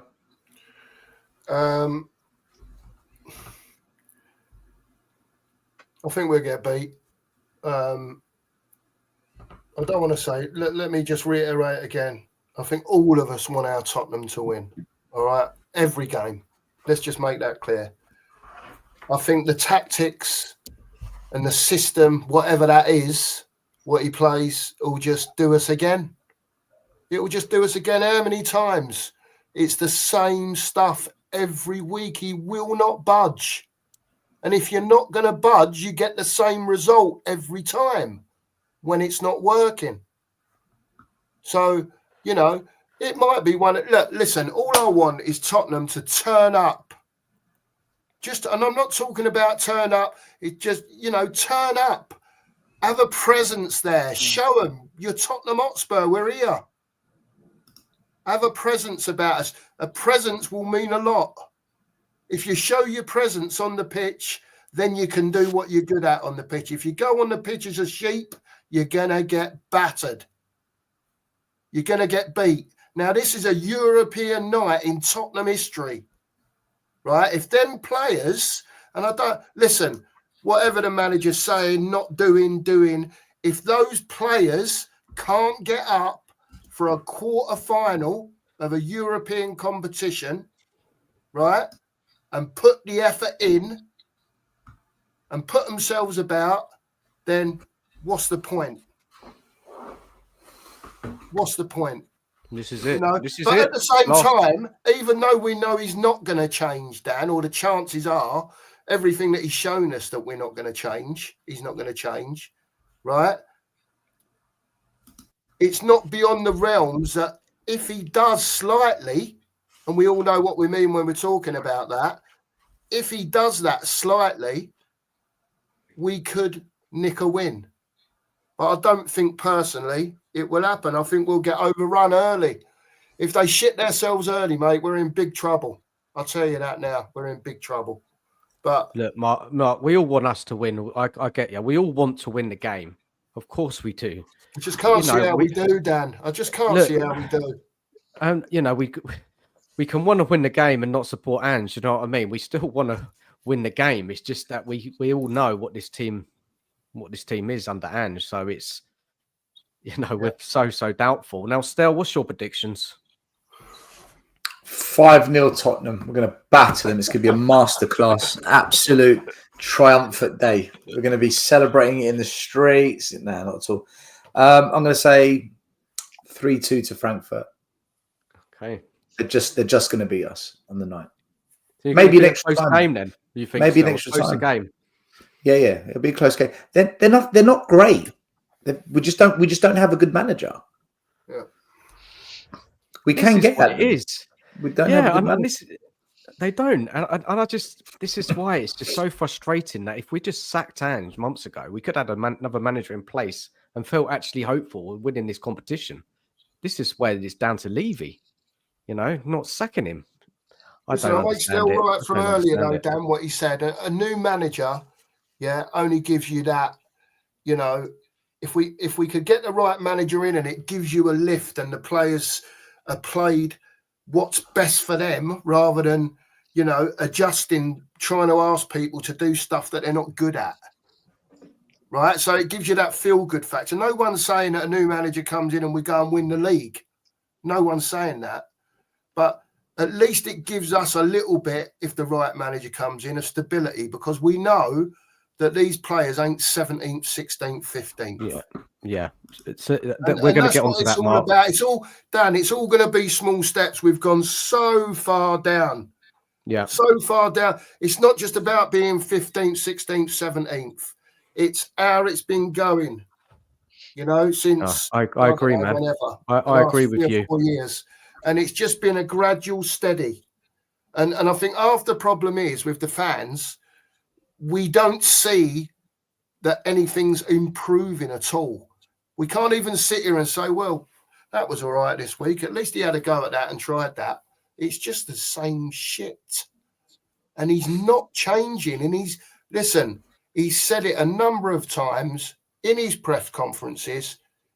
We play how we play. And that's it. So they play his way. And it's the other way, isn't it? Basically. Yep. So they're following instructions. All those kids that are playing, they ain't going to say, "Oh, boss, I don't think we should be doing that." They're just going to go out there and get on with it, mate. They're all kids at the end of the day. All them young ones, Gray, the Bergvalls, the Odiberts, the Tells. You know what I mean? So Yeah. I hope a few of the players have gone up to him and said, "Oh, boss, this ain't working, mate." Well, some I have, I hope a think, few of haven't them they? have fell out with him and told him, because to me, they wouldn't be professionals if they didn't. You know what I mean? I'm just I'm dumbfounded by the manager. Like all of us, I can't see why he doesn't even try stuff. He doesn't try anything. It's just the same thing.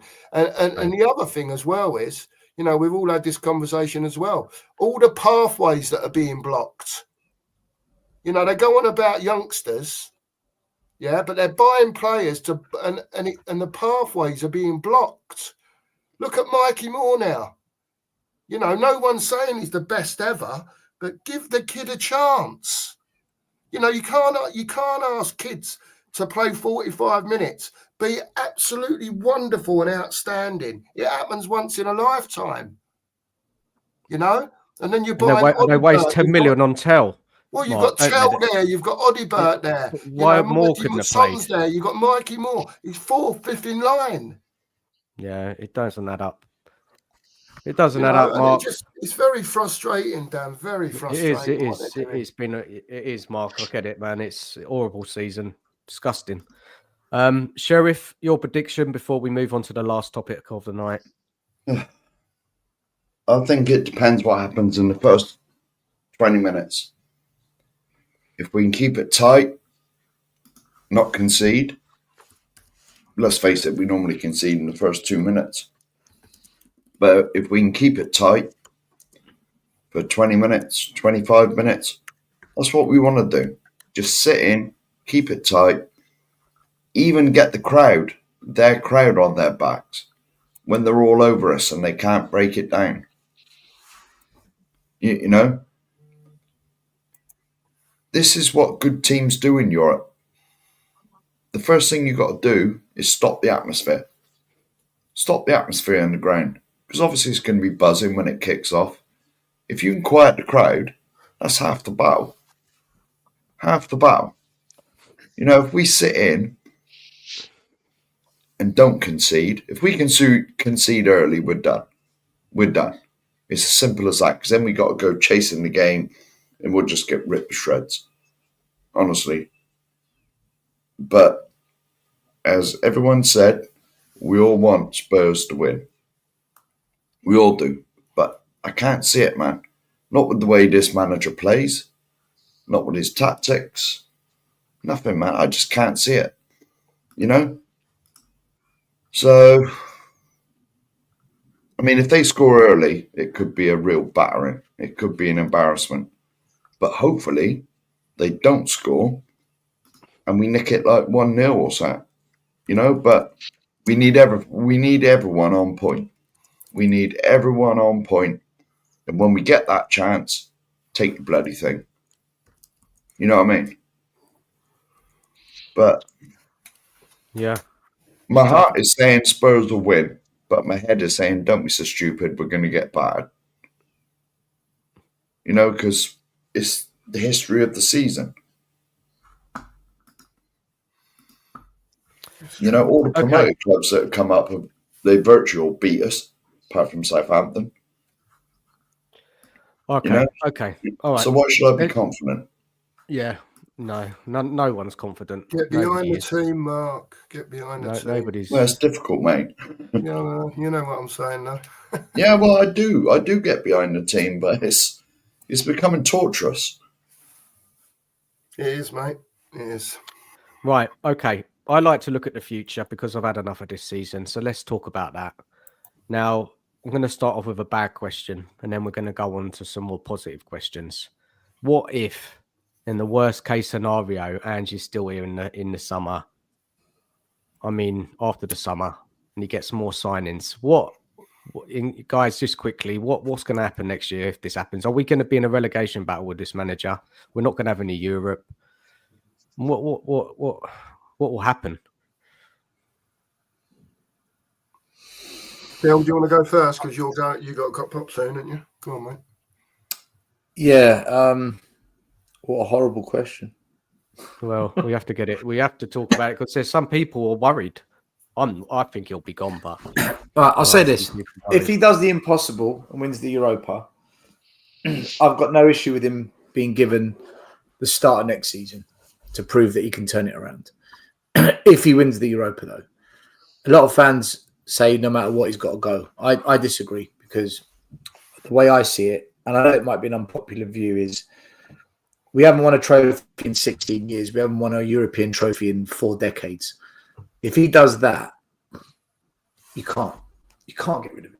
He's done something we haven't seen in so long that we've been craving for, and he would have got us back into the Champions League. So it ticks so many boxes: a trophy, a European trophy, and Champions League football. You've got to give him the start next season, in my opinion, and I won't moan or complain about it. I won't. If he doesn't win the Europa Cup, which is highly likely, he cannot be here next season. He cannot be here next season. We won't be in Europe. We're not going to win the fucking league. He's not going to get the financial backing in the summer. It's a disaster. And I think what will happen is there'll be a mass revolt from the fan base.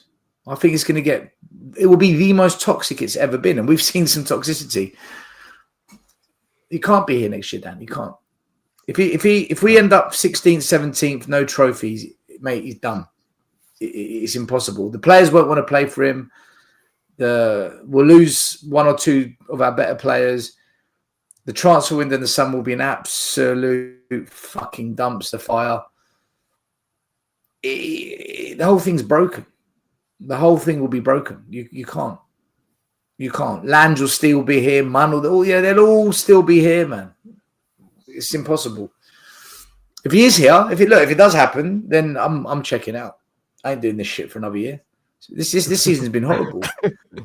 No, I can't face it. It's been hard enough. Another fucking year of hippie face. Fuck that. Another year of that fucking nutcase. Nah. And then all the others, every player we signed this summer, dibbling, dynamic, operational player, how he fixes Spurs is proper. I'm not listening to all this shit again.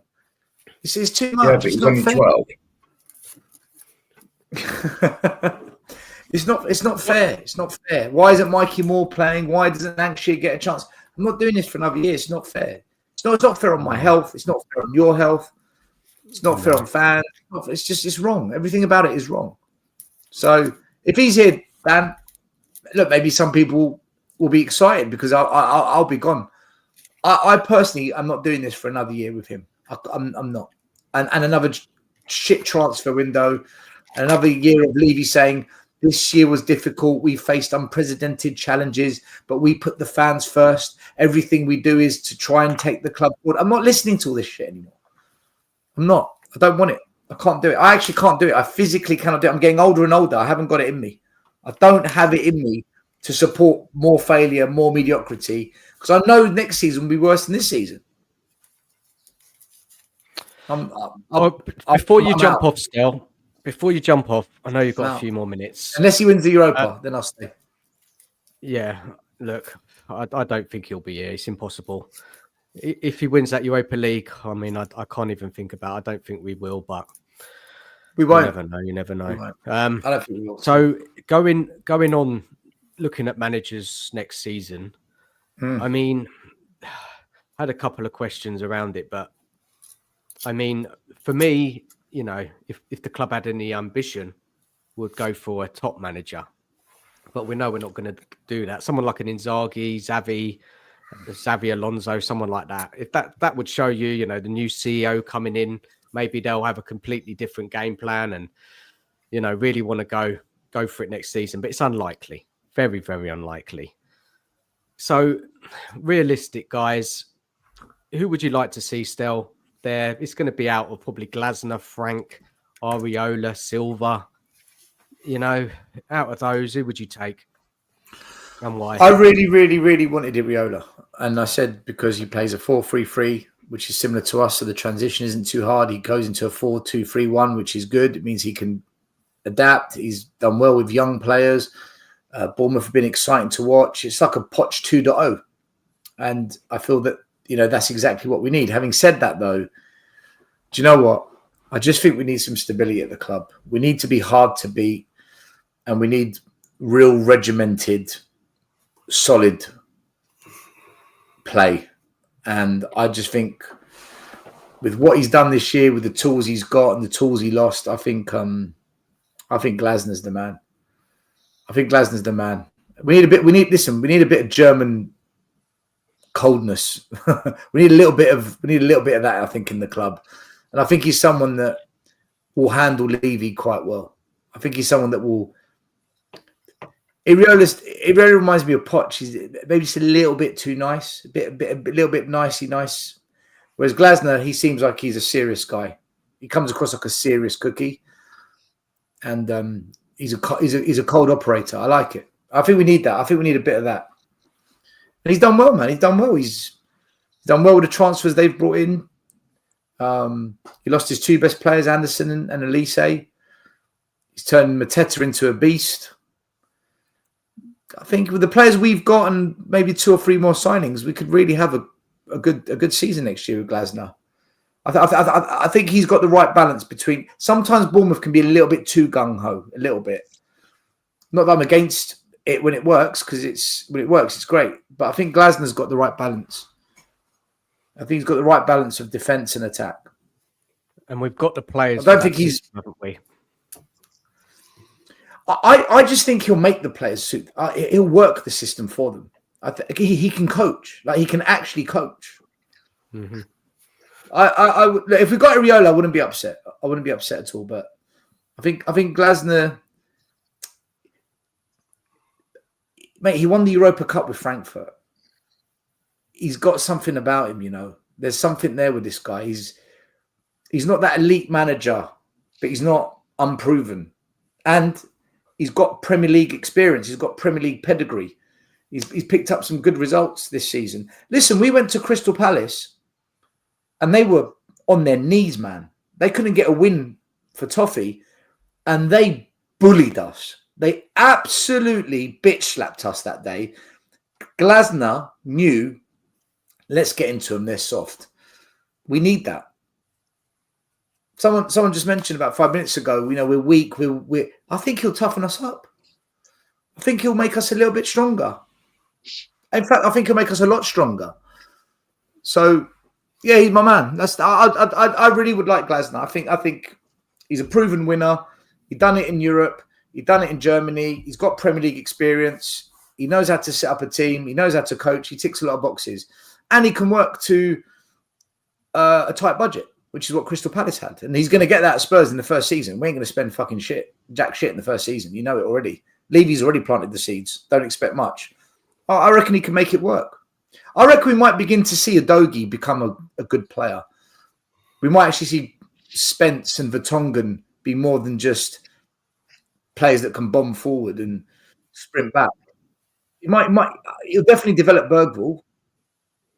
You won't see Maddison playing as a 6. We'll actually have a proper 6 at the club. Maybe Archie Gray will get a crack at it. Mikey Moore will get a crack. We'll start seeing some players actually playing at a level that we think they can do. Yeah, Glasner. That's my answer. No, great points, man. Great points. I like what I'm hearing. I just think with the players we have, three at the back, the wing backs, I just think it's there. I think we need to look at a manager who kind of plays that system, you know, with the players that we got and add some quality in. I think that's, it sounds good to me. Listen, Crystal Palace went away to Man City. They were 2-0 up. I know they lost and Man City battered them. So there's questions to be asked, but Crystal Palace by a whisker should have gone 3-0 up. That third goal goes in. I don't think Man City are coming back in that game. They almost did an absolute number on Man City. And this is a Man City that's found form. And it's a Crystal Palace team that's, mid-table? Yeah. But they're above us. Say that again? I said they're above us. Everyone else is, mostly. Mate, Wolves will be above. West Ham and Wolves will be above us after we play them. After we play West Ham. I don't think we're going to beat West Ham away. But who do you guys have? I agree with you on Glasner. You can say Silva, Frank, all those type of coaches. All I want, personally, I want to coach because I know these players are better than what they're showing. Right, like I said earlier, I don't expect them to go and win the league, but with, tactics, structure, whatever you want to call it. And also what I feel is really important is whatever coach comes in, his coaching staff must be allowed to come with him so that is implemented into not only the squad, but the younger players as well. I think that's so important. Levy's refused so many managers their coaching teams. And, we need that badly, I believe, as well. So, yeah, I'm with you still. Glasner, I think Silva would do a job. There was mention of Xavi, whether he would come or not, whether they could persuade him to come or not. I don't know. But I'll tell you now, I'll tell you what, whoever comes in, if they agree to keep Mason, I'm going to want him out already. I'm gonna want that, because to me that says mate. It means the manager's another yes man. Yeah, it means he's been told what to do. It means Levy said no, you got to keep him. We can't have another yes man. The guy that comes in must say, no, it's my people. If you want to put him in the academy, make him the under-21s coach, make him the physio, make him the new club doctor. Do what you want. My starting 11, my squad. I don't want anyone here that isn't my guy. If we don't have that, and Mason's got to be a part of the team again, fuck that. The new manager's finished. He's signed his resignation letter in advance. Yeah. You know it. I agree with that. Exactly. Yeah. Mate, what's wrong with Mason? Why the fuck is he still here? Go and get a career, man. Go and manage a lower league team. Make a name for yourself if you're that good. And then if you prove yourself good, maybe one day there's a space for you back at Spurs, maybe. Go do what Lampard did at Gerrard and Rooney. Was he still doing it? He needs to get a club, doesn't he? I agree. He needs to go. Mate, ever since he became part of the coaching team, the fucking club fell apart. The club, ever since he got on board with the last 6 managers, the club fell apart. We've gone off a fucking cliff since he joined the coaching team. Conte, Nuno, Stellini, he got in charge. Ange, ever since, mate, do you know what? Maybe Mason is the mole. Maybe Mason is the mole. I was going to say that. Is he the mole? Maybe. Oh, my days. Nigel, I know who you want, man. Yeah, I've been banging this drum for ages and ages now. But now I'm thinking, why is he still out of a job? Because I've wanted Terzic for, like you say, ages. But he still hasn't got a job, is he? And that's a bit of a concern. You would have thought he might have been snapped up by now. But if we're looking for young managers who, I think he plays an attractive style of football. Yeah, he's more defensive than Ange. Of course he is. But, he took Dortmund to a Champions League final. He probably should have won the league with Dortmund as well. But, for me, he's an up-and-coming manager. And if we're looking for a manager who's going to play younger players, he would be my choice. But he hasn't got Premier League experience. And he has been out of work for a while, which is a concern. But he will still be my man. Fair enough. Still, do you have to jump, or you got a bit longer? Yeah, no, I've got to jump. I just want to hear what everyone else thought. So, okay. what about you and Mark? Who would you have? Go, Mark. You go first, mate. Well, you know who I want. I've banged his drum, but unfortunately, he's managing the US. Mate, everyone's got a price. Everyone's got a price. Yeah. But he ain't going to leave there. But we might get him back end of next season when the World Cup's done, or whenever the World Cup's on. When we're in the fucking championship. Well, yeah. If he still wins some up with us, then well, hang on a minute. We'll go up if we got relegated. Right, Levy would insist that we come up in the championship in the playoffs because that's the biggest money spinning game. It's worth all these millions. That's what Sky announced it as. And so Levy will insist we come up in the playoffs. Now, me, personally, Poch ain't coming back. And plus, as much as I love Poch, and I do, Poch made me the proudest I've been to be a Tottenham fan. I was probably between the ages of 10 and 14 with the General, Birkinshaw. So, you know, I couldn't strut me stuff about and all that sort of stuff. But when Poch was here, man, I used to wear my Tottenham shirt with pride. Yeah. Yeah. You know, I used to go in the pub and all the Arsenal people in there, Chelsea mates I say Arsenal mates in inverted commas. But like, you know, I'd still get the grief out of you one back all, you know, Spursy, all that sort of stuff. But like, I'd say, we got you in a couple of weeks. And I'd say, want a friendly beer on it? And they'd be like, and they always used to say yes, but most of the time they'd end up buying me a beer, which was a bonus.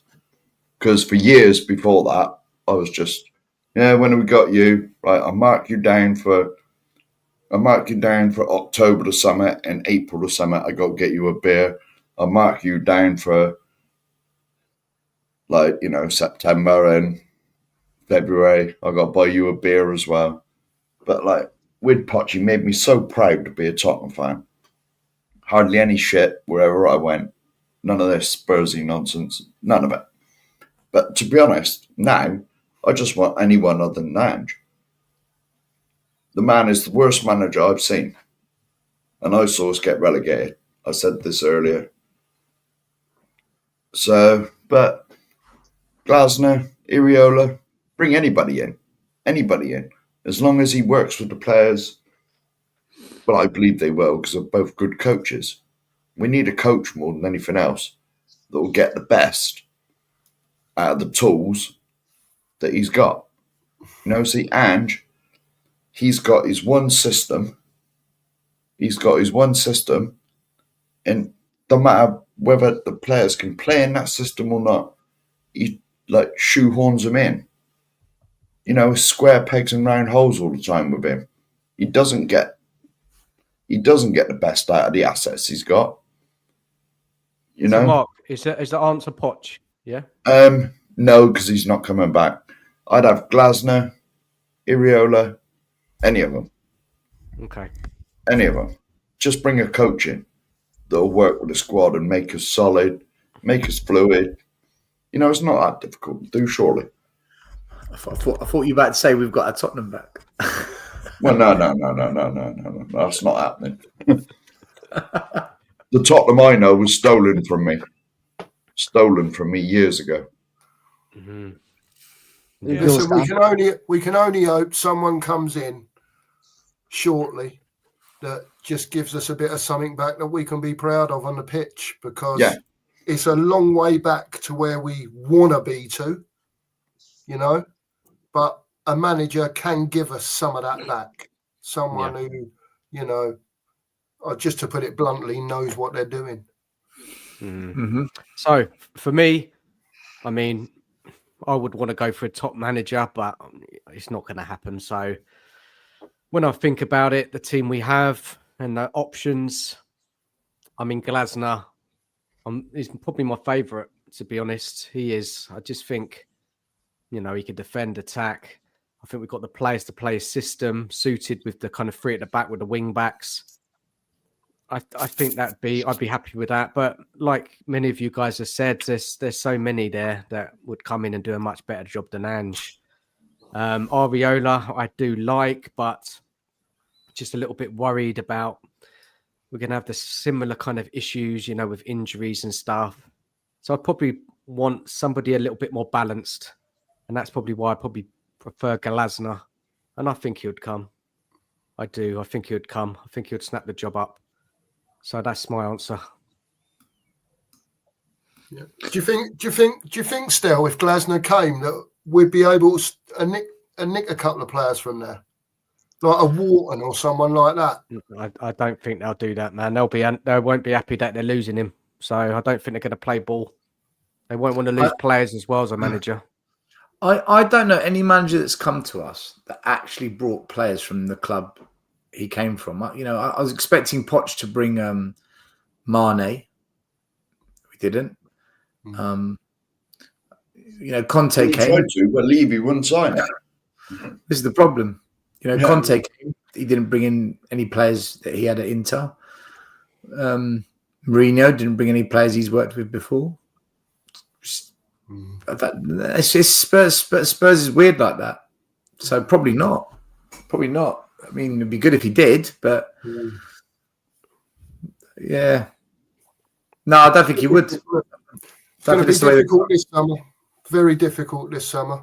Oh, mate, unless we do in the Europa Cup, I've written off this summer window. I've already written it off. I've already prepared for next season being. See, Glasner's going to need 3-4 months before we start seeing the fruits. We're going to need There's a lot of reprogramming that needs to be done in that squad. There's a lot of coaching that needs to be done. We're going to need 3-4 months. You know, fans might even get on his back early doors, but I think come Christmas onwards, we might, you know, we should begin to push on. Yeah, still, that's what I'm thinking. It's not going to be straightforward next year with a new coach. Whoever comes in, it's a mess. Fucking mess. We're 17th, man.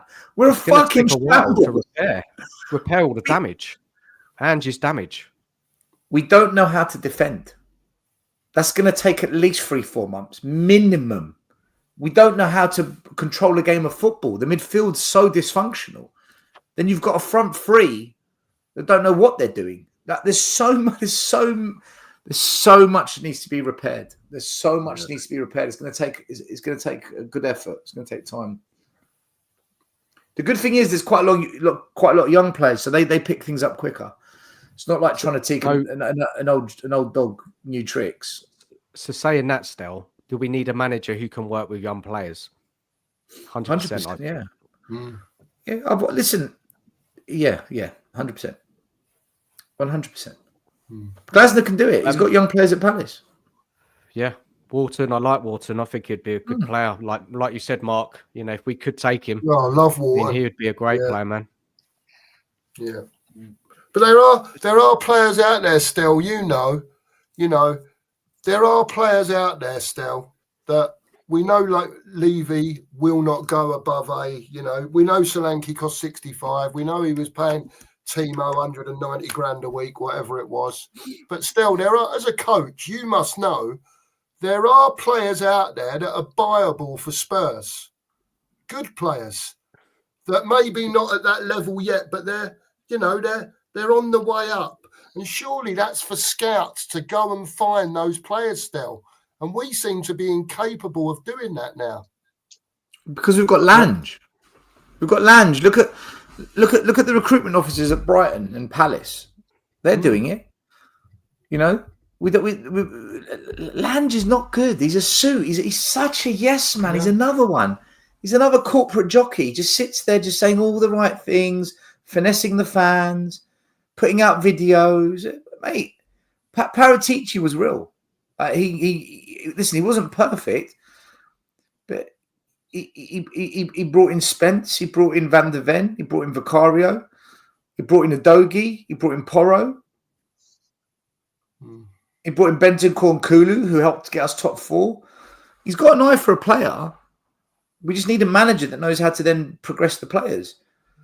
He brought in a couple of duds as well. He brought in Gazzaniga, Chicken Royale. Yeah, these were duds, absolute duds. But he did more good than bad. And the youngsters he brought in to the academy who don't get a look in, that's not his fault. He also brought in Simon Davies, who's the head of the academy now, who's done a great job. He's done a fantastic job in the academy. But again, what's the point if we're not going to use it?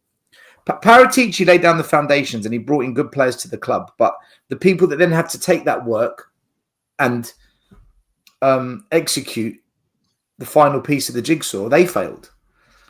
Yeah. Paratici did his bit, but Levy failed. Lange failed. You know what? Why did we get rid of that head? When Paratici left, there was a scout that we had that was quite good. Gabardini, was it? He should have been given Lange's job, but instead we got rid of him. Such stupid things like that. That's not Paratici's fault. Now we've got Lange. It's not been great. It's not been great at all. So we need. I was going to go on to, guys. I was going to go on to that. And we talk about manager. It's not. Dan, I'll let you do that because I've stayed longer than what I'm supposed to. But I can see myself getting dragged in. But now, listen, big up to you and your channel. Hope everyone subscribes. Make sure you follow the guys and Nige and Cookie Meister and Mark, all the guys, and just pray to God, man. Thursday, just pray. Give us a nice Easter surprise, please. Cheers, Stel, for coming on, man. Appreciate it. Big up, lads. Until the next one. Have a good one. Guys, what do you think about this, Terry? Big up, Terry. Get Scotty Parker. His team's only conceded 13 goals in 42 games. Could do with him in midfield at the moment. Yeah. To be honest, that's the complete opposite of us. We normally concede 42 in 13 games. Yeah. The trouble is, Burnley don't score a lot either, do they? No. They draw a lot of games. Well, they're going to get promoted, right? Aren't they? Are they getting promoted? I think so. Should be. So, guys, going on to the final, because we're talking about manager, which is so important, right? We get the right coach in, but it's not just that what needs to happen in the summer. It's the whole recruitment team, isn't it? Well, obviously, we've seen Paratici there watching the game the other day, so it looks like he's coming back. So does that mean that's the end of Lange, Munn? We got, we heard about the CEO, the Arsenal CEO coming in. Really? Are we going to see another restructure? Yes, probably. I think it's the only way, for me, it's the only way we go forward, because I don't think that the way we're structured at the moment is good enough. So I think most of them need to go, and we need just a massive clear out of not necessarily players, but manager, obviously Lange, Munn. They all need to go, and we need to start again now. Yeah. But we do it every 18 months. I said it before. We don't ever only change the manager. We always change the backroom staff as well, whether it be coaches, whether it be directors of football, whether it be medical staff. We just constantly do it. It's a constant turnaround. Drives me nuts. Who on the Spurs? Who upstairs? Out of them upstairs, apart from obviously we don't know if Paratici is coming back yet or not. But there's no one up there that's football minded, are they? Lang's not. No. Munn's not. You know what I mean? Donna Cullen's not, I'm assuming. No. Lange was he the one involved in the Olympics in Australia? Yeah, him or Munn, one of them was. Yeah, it was one of them, wasn't it? I mean, they're not even football. But they're not football people, Mark. This is what I'm getting at. Yeah. Do you know what I mean? And it's all right going on, stats and this and that or whatever it is they do now, whatever they're looking at, right? But surely you've got to have someone that has got an eye for a footballer. The worst thing Tottenham done is get rid of David Pleat when he was a scout. Paul Barber as well when we had him. Paul Barber, Gabbiadini was mentioned as well. These were all people with an eye. Yeah. Yeah. David Pleat picked some hell of a players out. He had the eye. That's what you need. Stats are all right, and I get the stats part of it. Now, football's moved on and that's what they look at. I get that. But, you must have someone who's got an inkling of, what a half-decent footballer looks like. You can't just be looking at computers all the time thinking, well, he's done that and he's done that, because that doesn't necessarily mean it's going to work for your team, as we are seeing now. Yeah, no, I agree. Can I just butt in quickly just to say, anyone watching, please, if you haven't subscribed to the Two Mark Show, subscribe to the Two Mark Show. The link is in the chat. I'm just going to sneak it in there. Sneak it in there. Subscribe to the Spurs DANalyst as well. And yes, please, if you could subscribe to me at Pure Coys, that would be much appreciated. Thank you so much for all of your support. Guys, it's just depressing, isn't it? At the moment. It's difficult. Where do we go? It's really difficult. We're sitting here at the moment again, twice a week, just watching the same stuff and hoping and praying that we nick a win. You know, I want to be excited about my football club again, you know, because it's not, you know, it's not just the football. It's everything else that's going on that perhaps it's nothing to do with us. We shouldn't get involved in, but we are allowed to talk about it because that's what we're on here to do. You know, if every channel just, you know, blew smoke up the team's arse, then there'd be pointless having more than one channel, well, not you just know, one channel. we have to talk, and I'm sure most of our, you know, Dan's chat understands that, you know, a lot of the channels we're going round in circles, and it's so difficult to talk about this stuff and bring you sort of a different content to it when it's the same stuff going on every week. How many times, Mark, have we said when we do a show, Nigel and Dan are on a lot of them, we just will copy and paste that show and put it out the next week for the following game to save bloody people watching, you know, to save us wasting our time for 2 hours, whatever. You know, it's the same nonsense every week. I said it earlier, I just want to feel proud of my team again. You know, all the Chelsea and Arsenal fans I know now, they don't even banter me anymore. It's like Stell said, like all his Arsenal mates, they feel sorry for him. You know, you see Paddy Power come out with a new bloody advert on Facebook or whatever. It's always about us. We've turned into a banter club. A banter club. And this comment here, I mean, we're talking about obviously Spurs, but Villa have gone out tonight, obviously, but they put up a performance. Yeah, allegedly. There's no disgrace. You know, but they can go over to the fans and clap their fans with a bit of pride. And the fans, that's all we want to see Thursday night, isn't it? Like you said earlier, Cookie.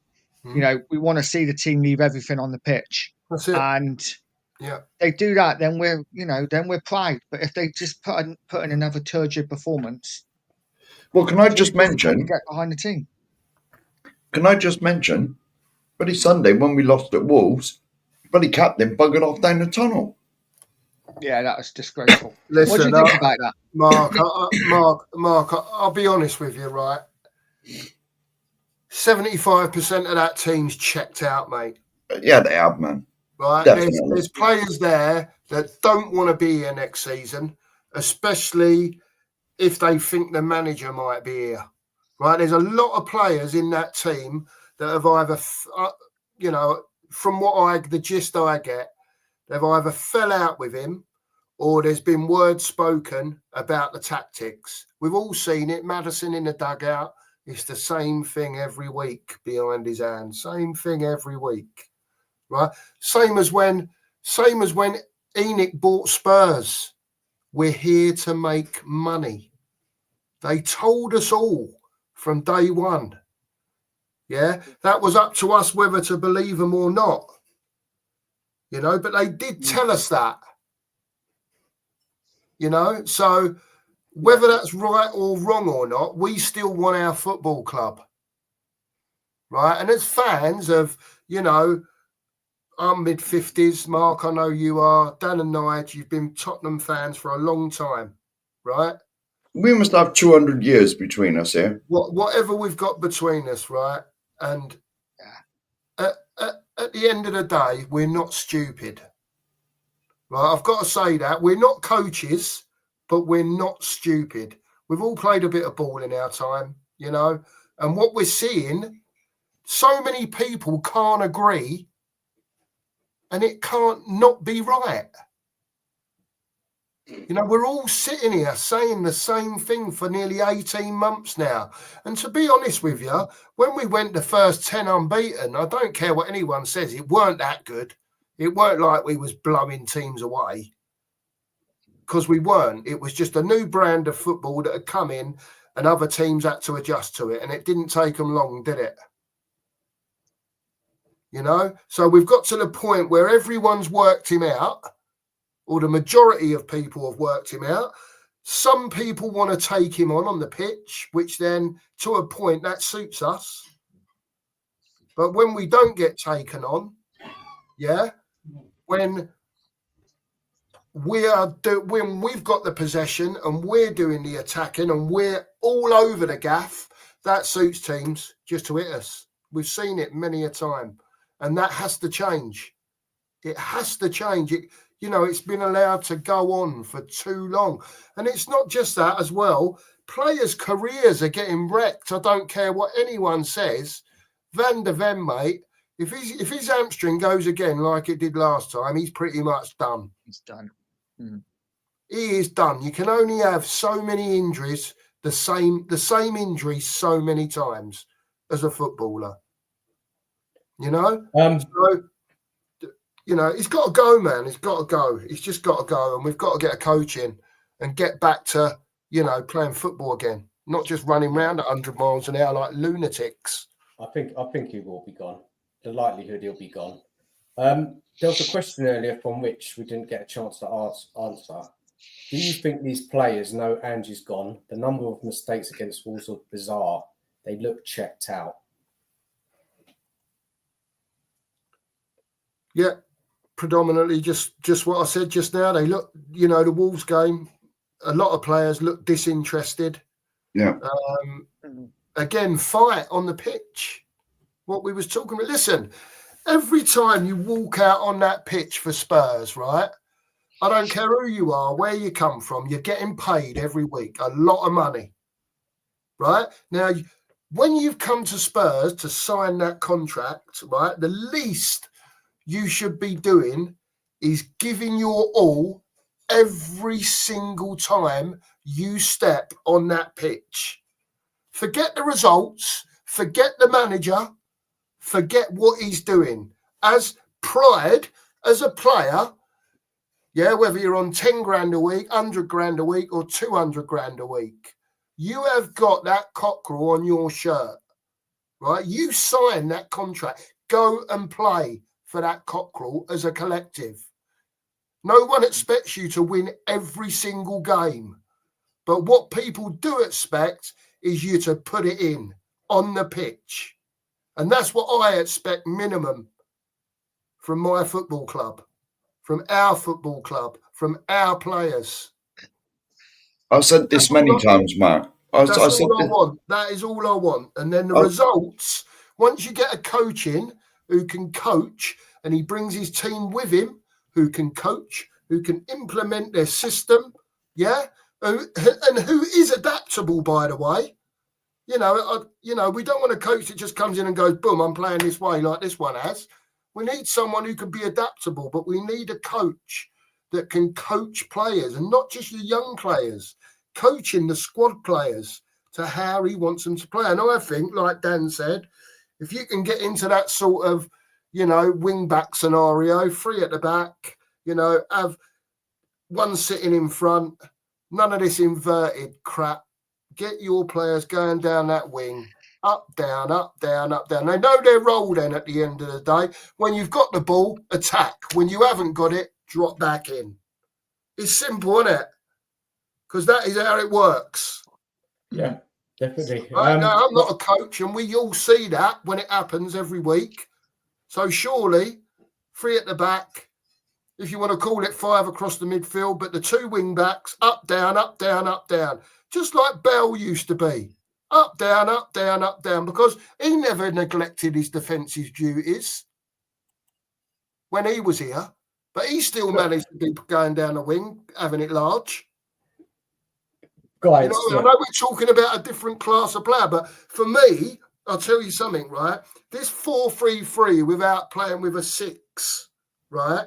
These 2 that are up here, Johnson and Son, whoever it is, they're too lazy, man. Whether it's because of he doesn't want them to drop off, I don't know. But they don't drop off. Johnson does nothing going forward apart from when he hasn't got his left back marking him, he goes sin. Tell me what else he does in the game. No. What does he do? Do you see him dropping off, fighting back on the halfway line, defending? Do you see him dropping 20 yards when he can see the blokes running in front of him and no one's getting there? You don't. You don't see it. Okay, guys, I'm gonna. There's the question here from Yido67. We're gonna go to in a second, but I look at this two things now. So it's Thursday. We need to see what goes on Thursday. What happens? Likelihood that will be out. Then I am putting all my attention onto this to the summer. I've got to be honest. We can get better. We can with a different coach. It can't be this bad again under a different manager. So we have to put all our focus onto, next season. We have to. Well, this season's done. It is done, and it's not that long left now, right? But saying that, we've got some painful games to get through, man, haven't we? Like, we've got 6 Premier League games to go through. Got to go. With Nottingham Forest are coming to our ground, aren't they? Next, is that Monday? Isn't it Monday night? And then we've got Liverpool. Got to go up to Liverpool, and they could clinch the title in that match. So there's going to be some more pain. I'm going to have to sit through it all. But look, guys, we have to look forward and hope we get a decent coaching. Looking at this question from Nido67, if you could ask Levy 2 questions, what would you ask him? Anybody go first? My first question would be, could you back the team properly, please? And second, and I'm not talking about money. I'm talking about, employing someone properly to find players for our club. Yeah, that would be the first question. And the second question would be, when are you leaving? Thank you very much. I don't know what else to say, mate. I can't listen. As much as I don't hate the manager as a person, I want him gone. Right? Levy is running our club into the ground. We have to open our eyes to see what is happening in every way. Yeah, we can do what we're doing, protesting because we want him out, right? Nothing, predominantly, as we know, will change until he's gone. Because he, after 24 years, is not going to change. Right? So the best we can hope for, Dan, like we've been talking about, is getting someone in, who can coach the team, who can coach the players. That's our best result until he's gone. Yeah, I agree. That's it. That's it. That's all we can hope for, isn't it? That's all we can hope for. The only other thing we can hope for is that tomorrow night, Dan, those players go out there, and even if they're not going to show Postecoglou or Levy, go out there for those fans that are out there tomorrow night cheering your team on, and for the fans that are at home wanting us to win. Get out there and give it some portions. Yeah. That has to be the minimum. We want to see effort. We want to see, some kind of passion from the players.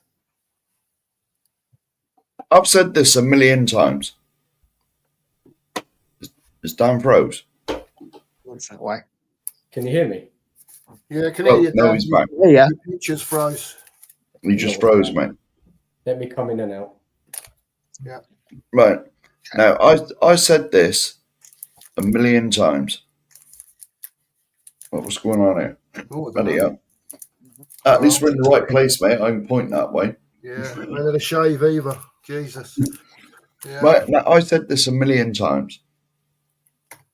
I went to the lane a lot in the 90s. In the 90s, late 80s, early 90s.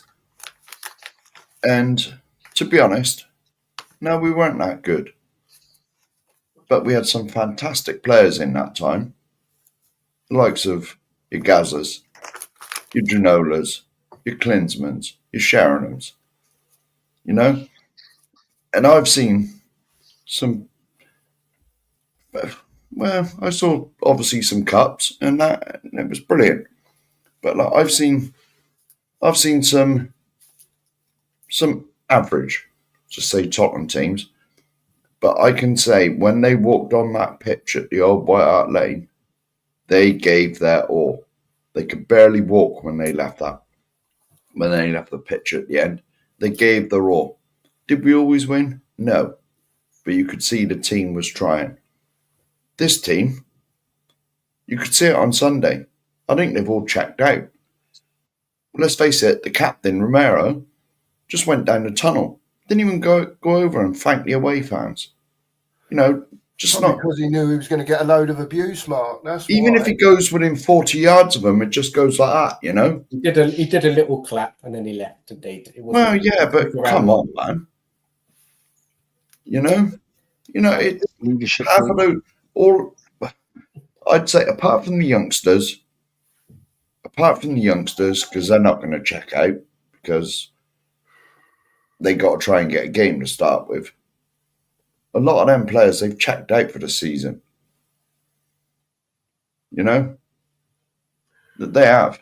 That they've completely checked out. Mark, you'll see tomorrow night whether they have or not. Tomorrow night, Mark, will tell you everything about Tottenham Hotspur under Ange Postecoglou. Yeah. Right? They've got to go away to the third best ranked team. Yeah, listen. Frankfurt are not the greatest by any stretch. They're no Bayern Munich, right? But, right, they're at home in front of their fans, right? Character is going to be everything tomorrow. Character will be everything. If they shy away tomorrow, it tells you everything about Spurs under this manager. Yeah. You'll find out tomorrow whether they're playing for him or not.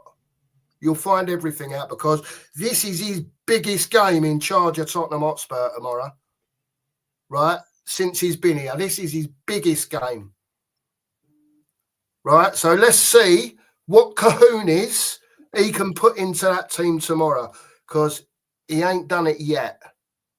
No. Not under this type of pressure that he's under now. So let's see tomorrow. See what happens tomorrow because I'm going to be fuming if I tune into that game tomorrow. It's Thursday, Mark. It's Tuesday tonight, mate. Thursday. After. Sorry. On Thursday, I will be truly pissed off, and I'm sure many others will. But at the same time, many others will just expect it to be like that. I do to a point, but I'll just reiterate it again. It's a quarter-final. Right, this is his biggest game. So let's see. This is why I was so disappointed last week that we couldn't get a win because I thought the game was there to be won. I didn't think Frankfurt were amazing. I just didn't think we attacked well consistently throughout the game. Yeah. It was just not the Spurs we know in the past, under like Redknapp and Pochettino, Conte, Mourinho, that we would have something about us under those managers. But we don't have anything about us under Ange, I'm afraid. There's just not been enough. Yes, there's been the odd good result throughout the season and last year, but the players, I just do not think they believe in him. Look at these players. And when I had a question earlier, and I didn't quite finish it. So let's just finish it now before we check out for the evening. So the question was, what player has disappointed you the most? Mark Sheriff, you said all of them, didn't you? Really, Nige, who's been disappointed the most this season? And then I've got another question, which kind of it's in the other way. Yeah. I'll get to it in a minute. It's a difficult one because they've all been really poor. But the two that have probably disappointed me the most would be Sonny. I just expect more from him. He's our captain. I think he's hid in a lot of games. I think he's shied away. I don't think he wants the ball. I think even when he gets the ball, his touch is bad. So for me, Sonny 100%. And Solanke. Because I was one of these people, and it's out there in YouTube world somewhere that said that I thought Solanke would get 20 league goals for us this season because I just thought we'd create enough chances for him. I know, shocking.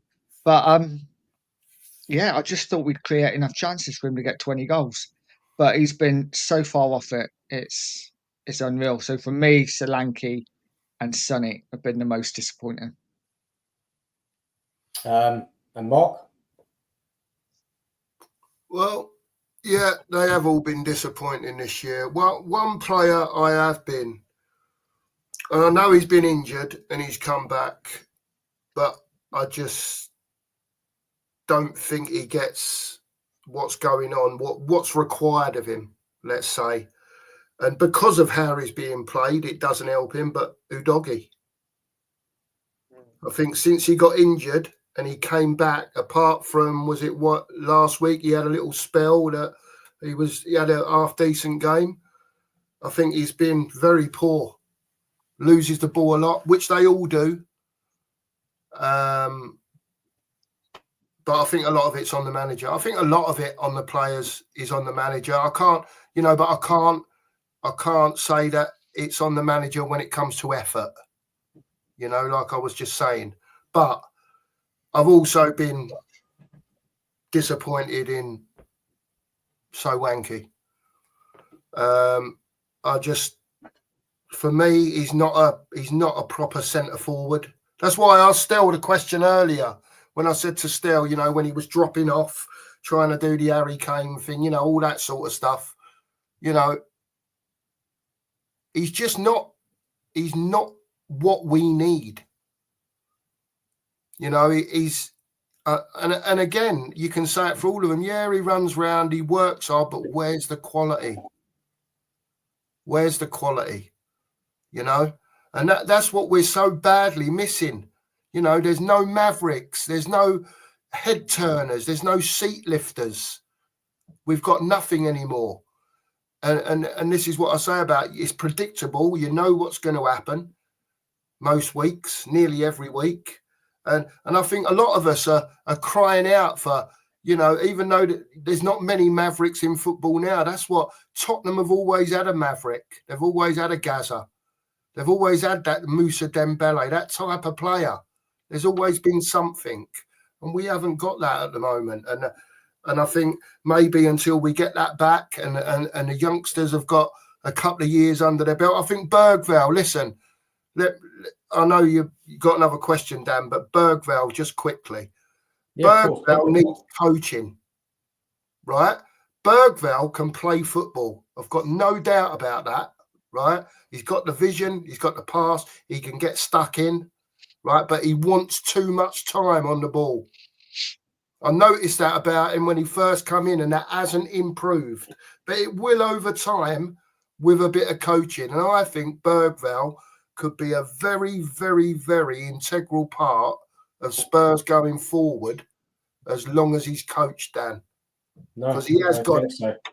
I agree, Mark. Totally agree. And there was a question which I'm going to go to in a sec. But when I look at when I was thinking, so before the season started, I was talking about Bentancur and Basuma, where this was the season really where I wanted to see consistency from both of them. I felt that we needed another midfielder in the summer, somebody experienced. We lost Holberg. I felt what we needed a leader, a ball-playing midfielder, somebody who was going to drive this team on. But I was thinking, okay, well, Bentancur, Basuma, this is your season now. And I've got to be honest, I know Bentancur's had his injury issues, and Basuma, I mean, he's been very disappointing. I think that is an area we need to get in the summer right.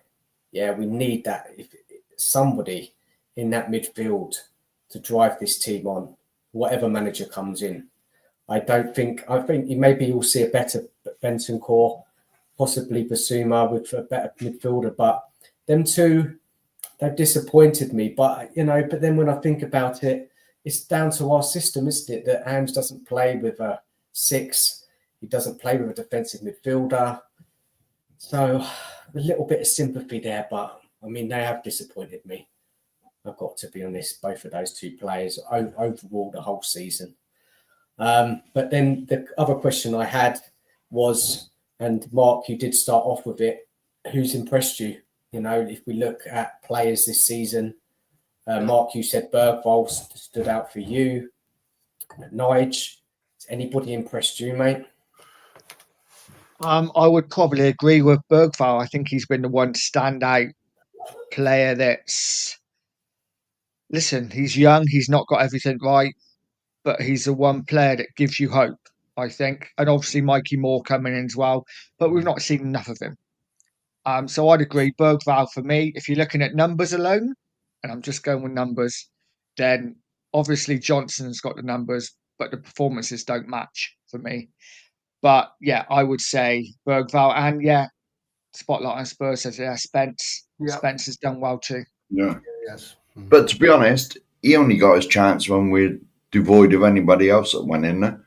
Yeah, he wouldn't have This otherwise. is another thing I blame on Ange. Yeah, and then he's playing well and dropped him the other week. Well, exactly. So You know, I mean, what confidence is that giving to Spence? Can you imagine? He's been in the team for the best part of 3 months. 7 out of 10 performances every week virtually. And then once the defender comes back, that's fit again. It's like, see you later, Jed. Yeah. You're on the bench, mate. Yeah. Look at Archie Gray. I know it's a bit of a different thing. Archie Gray has played how much of this season so far? 3/4 of it? Must be. Part of. They've played him everywhere except where you want to see him played. How can you have a go at the kid? Yeah. You can't have a go at him because he's playing out of position. And to be fair, he ain't done bad. But he's not like where you want to be with a player. He's a kid. Yeah. And you're not playing him for where you bought him for. You're using him as a utility player. And it's just beyond me, man. I don't understand it. And I don't blame her. I don't blame the kids, man. This is why I say about Bergvall, because he's being asked to do stuff that you wouldn't ask blokes that have got 15 years in professional football. Yeah. Do you know what I mean? He is constantly, if you watch him, he's very rarely standing still. He's always on the go, but he's running all over the place. He's not actually making anything happen. But when he gets on the ball, you can see he's got something. That was the point I was trying to get over. I think he does. Yeah. He does have something. And with Gray as well, we haven't seen him in the position that we're supposed to sign him for. He's had a lot of games this season. It's good, kind of good for him, kind of not, because he hasn't been able to nail down a position. And we don't know really what he's like in that midfield because we haven't seen him. So look, guys, I don't know, man. There's not any really standout players this season. No. There hasn't been. No. So Spence, flashes of some good games, but he's not even played on the right a lot, has he? He's been on the left and he's a right back. He hasn't had a consistent run in the team as right back to really judge if he is a good player. Yeah. But guys, I think we're going to wrap it up tonight. I've got to go, but anybody else want to say anything before we wrap the show up? Any final thoughts of the evening? Big up to everybody's watched. Big up to everyone in the chat. Thank you so much for your comments throughout the evening. Much appreciated. Anyone want to say anything more? No, for me, just before we go, Bergvall has been impressive, yes, but in the summer, when we signed him, I was saying, it's all right bringing these kids in. And to be honest, it's what you should do. But you should be bringing them in with quality, proven players as well. Put it this way, right? If we'd have signed Eze in the summer, that we were linked with for God knows how long, and then we'd signed Bergvall as well, that's fine. Bergvall's come into the club, and he's stuck straight in there as a 17, 18-year-old, 19, whatever he is, kid. He's a kid being asked to do a man's job, Mark. Well, he is. And if he's not being coached properly, then how can he improve? No. But this is what I'm on. This is what I'm going on about. Like, it's all right bringing these kids in, but you should be bringing players that improve you immediately. And then Archie Gray and Bergvall should be like ones for the future. That they are. I got no doubts that they're both going to make it as top footballers. But bring even if you don't, Yeah, even if you don't bring in an experienced player, then keep Højbjerg. Well, exactly. Bloody, you know, I mean, we should be bringing in. Now, this is what the stadium was built for. Allegedly, I'll get that in there. That we were going to compete. We could pay the wages. We could we would compete with the likes of Man City, Chelsea, Arsenal. You know what I mean? But we're going backwards. We've slashed the wage bill by Lord knows how much. You know, I mean, and what players have we got in our team that get you off your seats now? When I used to go and Gaza was playing, Hoddle was playing, Ginola. Even Modric, look at Modric, look, players like that. Exactly. Yeah. Anybody. I just named the first three that come in my head. Yeah. Like, obviously, Hoddle's the king. Gaza's close. Ginola. You know, like players that get... None of them. I knew that I'd spark Ellie off as soon as someone mentioned Højbjerg. That's why I did it. No, but like, these youngsters should be brought in as like additions to sign in players. The only first team player really that we brought in the summer was Solanke. You know, because no one was expecting Archie Gray and Bergvall to play so much this year. I was expecting them to go out on loan, to be honest. What we bought the keeper for? Well, why did we buy him? Well, exactly. We've got about 2 or 3 others. Matey that was playing when he had to play, one of the youngsters. He had man of the match that game. I think we still lost. But he had man of the bloody match, and you don't see him now. He's 25 or so, you know? Austin. Oh, the keeper, Austin. Thank you, Luke. Yeah, thank you, Luke. Yeah, Austin, the keeper. Yeah, Austin. He had one game, man of the match. And you ain't seen him since. Yeah, you know, what's the point? What happens in the summer then when the big money Romero goes? So that, you know, that's 100 and whatever. That'll be gone off the wage bill. So then he'll bring someone else in that he's only got to pay 60 grand a week. So then that'll be, you know what I mean? The wage bill will just keep all the while our established players go. Our wage bill is going to be going like this because he's not bringing in any other established players. No. Do you know what I mean? So the wage bill is only going to go like that. And the revenue will go up, man. There's no doubt there'll be more concerts, more NFL games. That's all he's worried about. Well, it is, mate. It's all about the money. I feel fleeced as a Tottenham fan. I feel absolutely ripped off that we built this marvellous new stadium and we're going backwards. Well, all I can say is everyone get to the protest at Crystal Palace then. Well, exactly. Because that's the only thing that we can do to impression ourselves on our beloved board. What else can we do? All we can do is keep going with it. I don't know what else we can do and keep voicing our opinions. Right, agreed. Right, guys, sorry, I've got to wrap it up because I've got some things to do before I go to bed.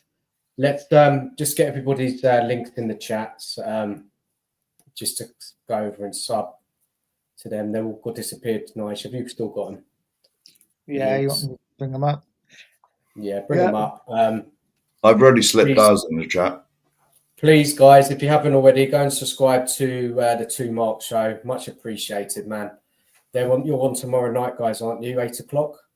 Yeah. Yeah, we're on tomorrow. Yeah. Anyone wants to come and join? Just having a chat about the Wolves game, Frankfurt game on Thursday, and anything else that comes up.